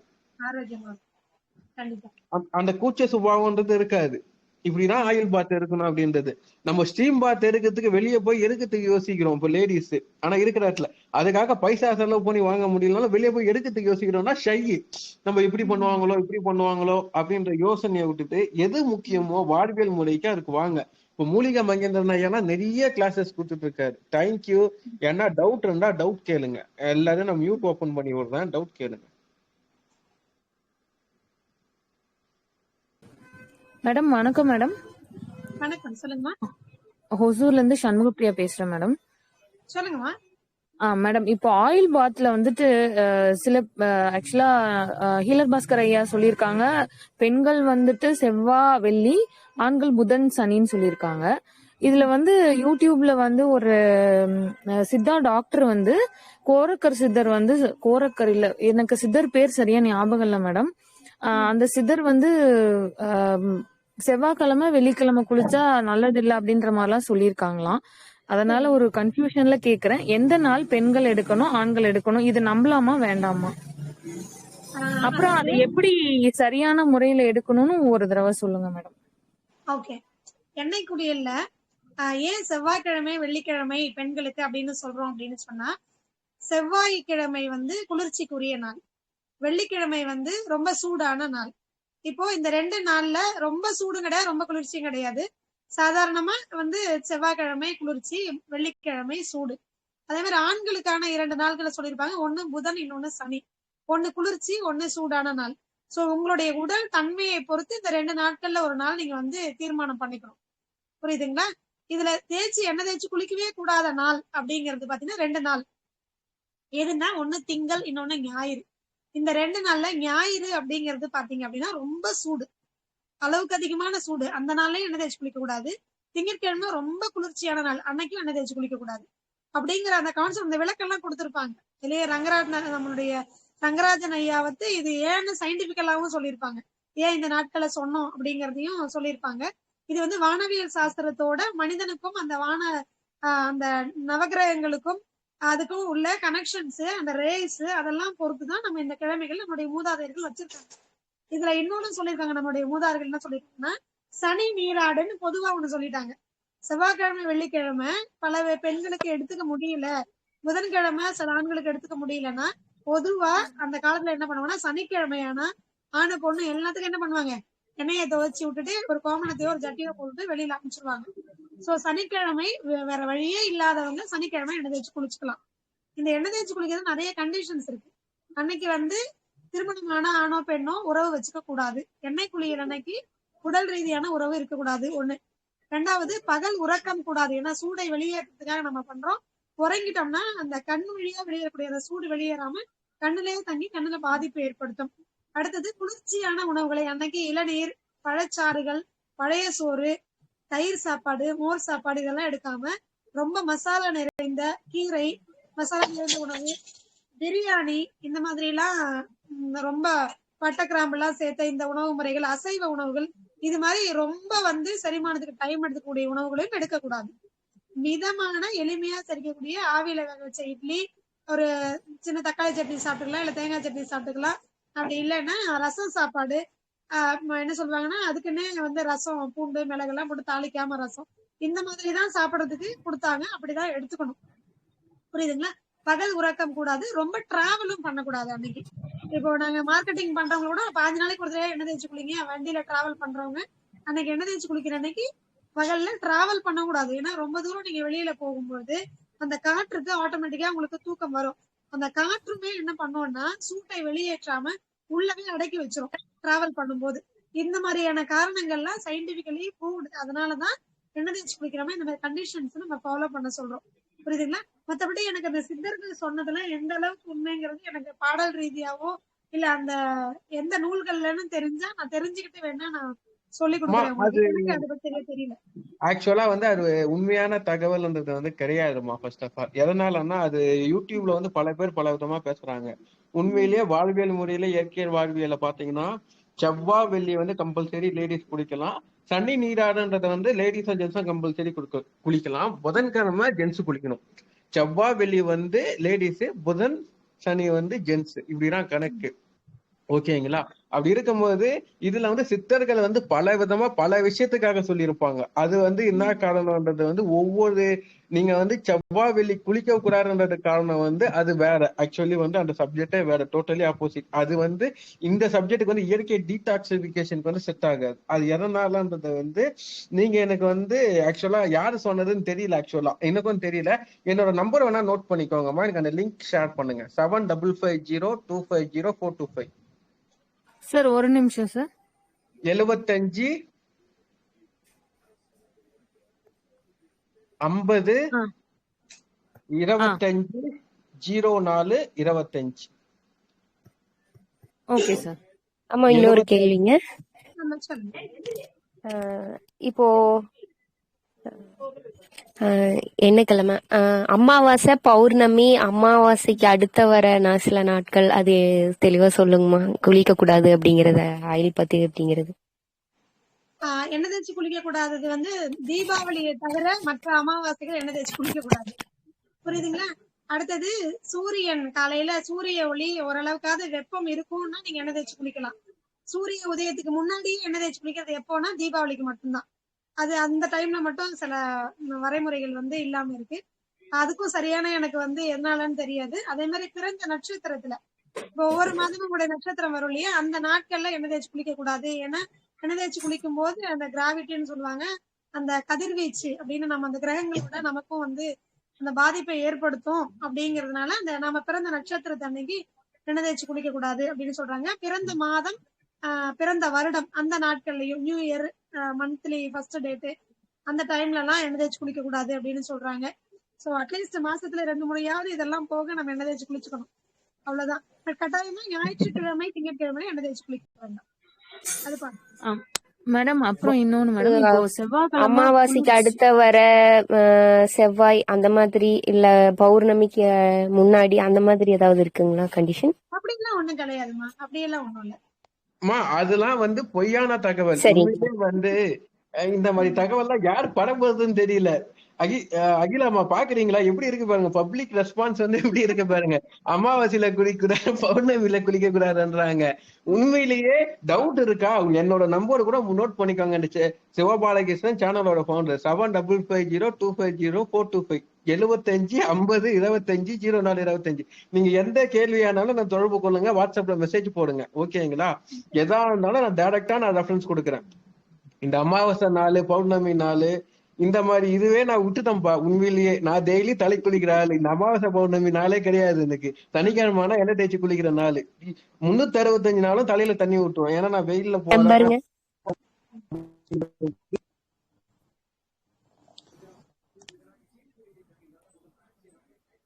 அம்மா வாழ்க வளமுடன். அம்மா வாழ்க வளமுடன்மா. அம்மா நீங்க சொன்னீங்க நல்லதுமா, நல்லது. அதேமா நம்ம பல்ல சுவை தெரியலன்னா வெறும் அதுக்கு என்ன பண்ணணும்னு சொல்லுங்கம்மா. நீங்க வெறும் நல்லெண்ணையும் வாய்க்கு பிடிச்சா போதுங்களாம்மா பல்ல சுவை தெரியாதவங்களுக்கு. அதே மாதிரி இன்னொரு எல்லா குவிலையும் சொல்லிட்டீங்க. என்னுடைய ஒய்ஃப்க்கு அந்த நீர் தாரன்ட்டு அது அவங்க எப்படிமா பண்ணணும்? அவங்க வந்து தனியா பண்றதுக்கு இதுன்றாங்க. அவங்க எப்படி பண்ணணும்னு அதை சொல்லுங்கம்மா. வேற ஒண்ணும் இல்லம்மா. ரொம்ப மகிழ்ச்சிமா, ரொம்ப சிறப்பாக இருந்ததுமா. அவங்க நீர்த்தாரன்றத வச்சிருக்காங்க. அவங்க எப்படி பண்ணணும்னு அவங்களுக்கு தெரியல. ஒரு ஆள் கூட சப்போர்ட் இருக்கணும்ன்றாங்க. அது எப்படின்னு கொஞ்சம் சொல்லுங்கம்மா. வேற ஒண்ணும் இல்லம்மா. பல்ல சுவை தெரியல, அதுக்கு என்ன பண்ணணும் ஒரு கருத்து. அதே மாதிரி பல் பத்து போட்ட பல்லு அதை நம்ம என்ன அந்த எண்ணெய் குளியல் வாய் கொப்பளிச்சாலே போதுங்களான்னு சொல்லுங்கம்மா. வாழ்வளமுடன்மா.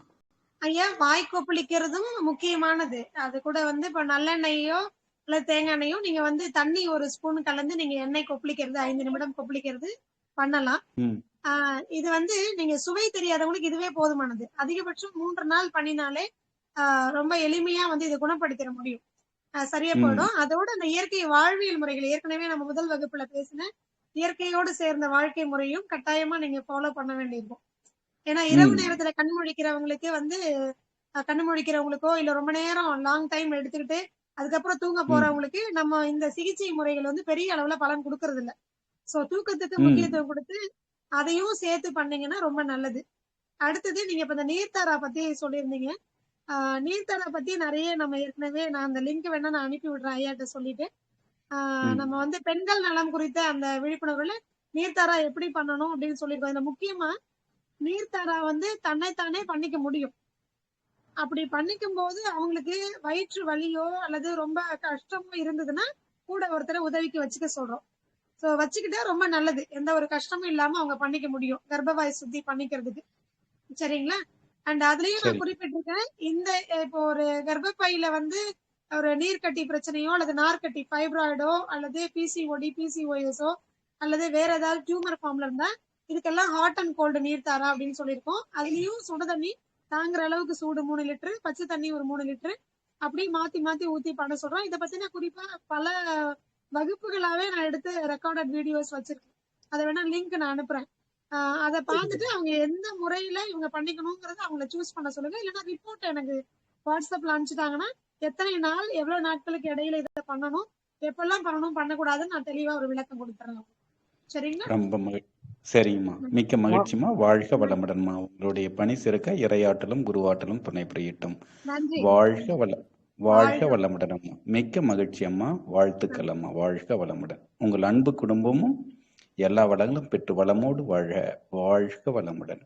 நன்றி.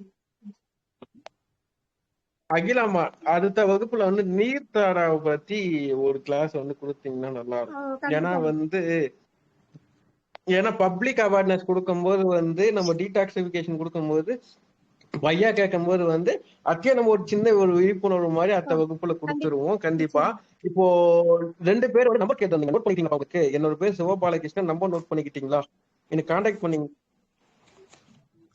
ஐயா நோட் பண்ணிக்கிட்டேங்க. அப்படியே வந்து அகிலா அம்மாவோட நம்பரும் கொடுத்தீங்கனாலும் கொஞ்சம் உதவியா இருக்கும். லைவ்ல கொடுக்க மாட்டோம். என்ன பர்சனலா கான்டாக்ட் பண்ணுங்க, நான் கொடுத்துக்கிறேன்.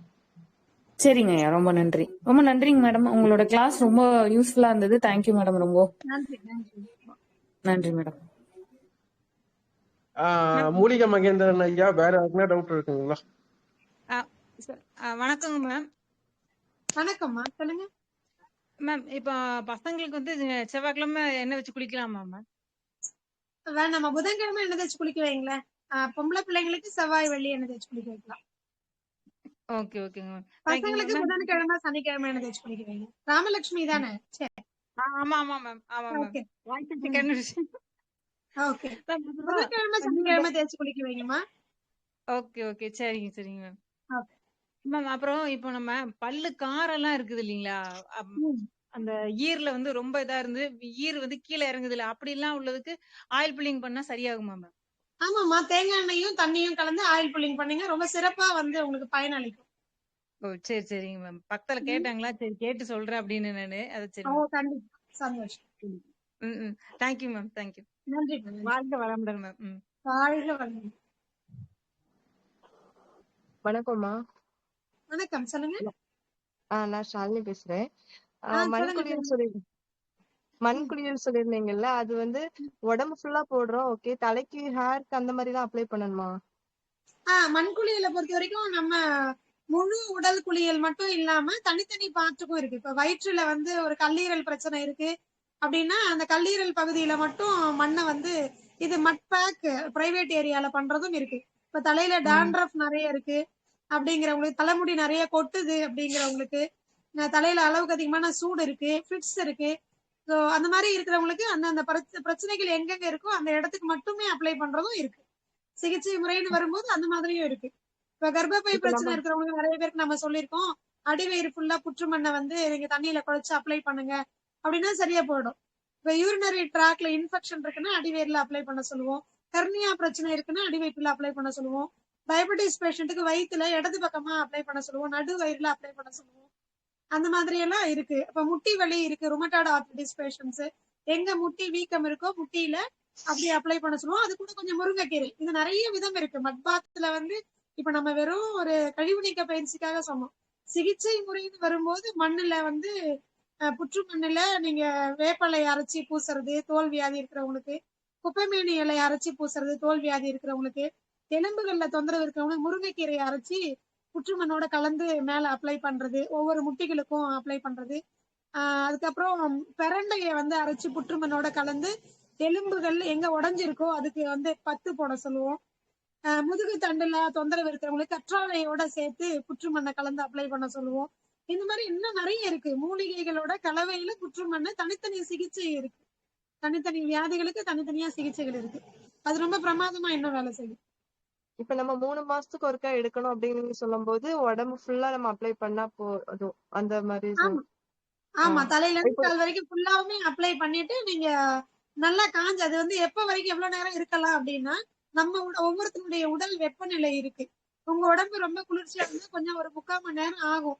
அது காஞ்சி அது வந்து பொடிச்சு ஒரு மாதிரி இருக்கும். இப்படி பண்ணீங்கன்னா அந்த உடம்பு எங்கேயாவது கொஞ்சம் அப்படியே இருக்குனீங்கன்னா அது அப்படியே பொடிஞ்சு கீழே விடும்.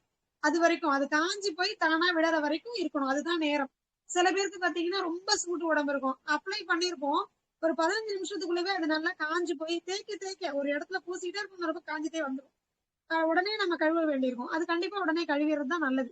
அப்படி இல்லைன்னா என்ன ஆகும் அப்படின்னு கேட்டீங்கன்னா, அந்த இடத்துல வந்து கலர் மாறி போகும். ரொம்ப மண் சக்தி அதிகமாகி அந்த இடமே ரொம்ப கருத்து போய் டார்க் ஆயிடுது. இது எல்லாமே மருத்துவத்துல நாங்க பார்த்திருக்கோம். அதனால எல்லாருக்கும் ஒவ்வொருத்தருக்கும் ஒவ்வொரு மாதிரியான டைம். காமனா 3/4 மணி நேரம் 10 நிமிஷம் அப்படி கிடையாது. அவங்க உடல் சூட்டை பொறுத்து குளிர்ச்சியை பொறுத்து அது காஞ்சி உதிர தன்மை வரும்போது அதை எடுத்துடணும்.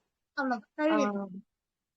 சரிம்மா, நீங்க இப்ப ஃபிக்ஸ் குழந்தைங்களுக்கு சொன்னதுனால நான் அதை கேக்குறேன். அந்த ஃபிக்ஸ் வர்ற குழந்தைங்களுக்கு இது மட்டும் அப்ளை பண்ணாலே அது நரம்பு சம்பந்தப்பட்டது இந்த இது எல்லாமே சரியாகுமா? தலைக்கு மட்டும் அப்ளை பண்ணிட்டு இருக்கோம். ஆமாமா, நம்ம ஒண்ணு வந்து முதுகுத்தண்டு குளியல் ஏற்கனவே நான் சொல்லியிருக்கிறேன். அது அடுத்து வரக்கூடிய வகுப்புகள்ல சொல்லி கொடுக்குறேன். அந்த முதுகுத்தண்டு குளியல்ங்கிறது எடுத்தோம்னா தலையில இருந்து முதுகுத்தண்டு அந்த கீழே ஸ்பைனல் கார்ட்ல கீழே இடுப்பு எலும்பு வரைக்கும் தண்ணிக்குள்ள இருந்ததுனாலே அந்த சிஎஸ்எஃப்னு ஒரு ஃப்ளூயிட் இருக்கு, செரிப்ரோ ஸ்பைனல் ஃப்ளூயிடுன்னு அந்த மூளைக்கு வரைக்கும் போகக்கூடியது, முதுகுத்தண்டுல இருந்து போகக்கூடிய ஒரு ஃப்ளூயிட் இருக்கு.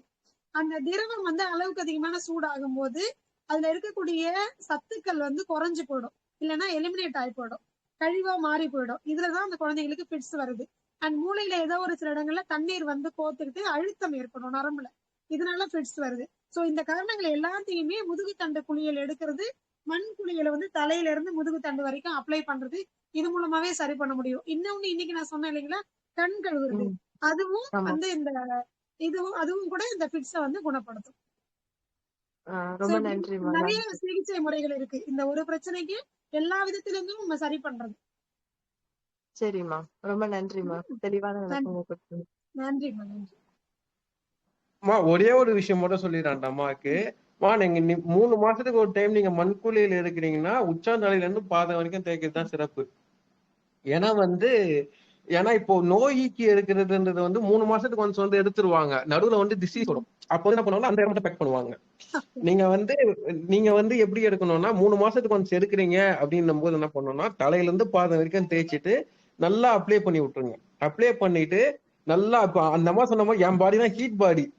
உண்மையிலேயேமா இப்ப எனக்கெல்லாம் தேய்ச்சுன்னு வச்சுங்களேன், தேய்ச்சி முடியதுக்குள்ளே பக்க கொட்ட ஆரம்பிச்சிடும் ஆக்சுவலி. ஏன்னா என்னோட ஒர்க்கிங் ஃபீல்டு அப்படின்னும் போது வந்து பாடி அப்படியே உதிர ஆரம்பிச்சிடும், ரொம்ப கஷ்டமா இருக்கும். அப்படி இருக்கும்போது உண்மையிலேயே நீங்க செய்யுங்கம்மா. நீங்க பேராலிசிஸ் பேஷண்ட்டுக்கு வந்து அம்மா சொன்னாங்க பாத்தீங்களா, இந்த லெமன் வாட்டர் போட்டு ஹாட் வாட்டர் இனிமா சொன்னாங்க பாத்தீங்களா, அது யூஸ் பண்ணி பாருங்க, ஈஸியா சரியாயிடும்.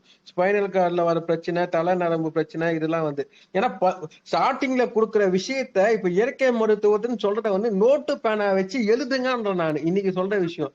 3 வகுப்பு கொடுத்து இருக்கோம். 3 வகுப்புல போன வகுப்புல நான் ஒரு விஷயம் சொன்னேன், யாருன்னா அந்த விஷயம் சொல்ல முடியுமா? போன வாட்டி நீங்க இந்த செஞ்சு பார்த்துட்டு எனக்கு ரிசல்ட் சொல்லுங்க, என்ன அதுக்கு நீங்க யாருன்னா செஞ்சு பாத்தீங்களான்னு கேட்டீங்கன்னா யாருன்னா ஒரு ஆள் சொல்லுங்க. போன வாட்டி நான் என்ன சொன்னேன், அகிலாமாக்கு தெரியும் நான் என்ன சொன்னேன்னு சொல்லி. இந்த விஷயத்த ஃபாலோ பண்ணுங்க, ஃபாலோ பண்ணீங்கன்னா ரிசல்ட் இருக்கும், நீங்க இந்த வாட்டி சொல்லுங்க. இது வரைக்கும் நீங்க என்ன ஃபாலோ பண்ணீங்க? அதே மாதிரி நீங்க ஃபாலோ பண்ண மாட்டோம்னா உங்களுக்கு ரிசல்ட் இருக்கும். நாங்க 1000 விஷயத்த நாங்க வந்து கத்துக் கொடுக்க முடியும். நீங்க வந்து ஃபாலோ அப்ல எடுத்து ஒண்ணு செய்யணும்.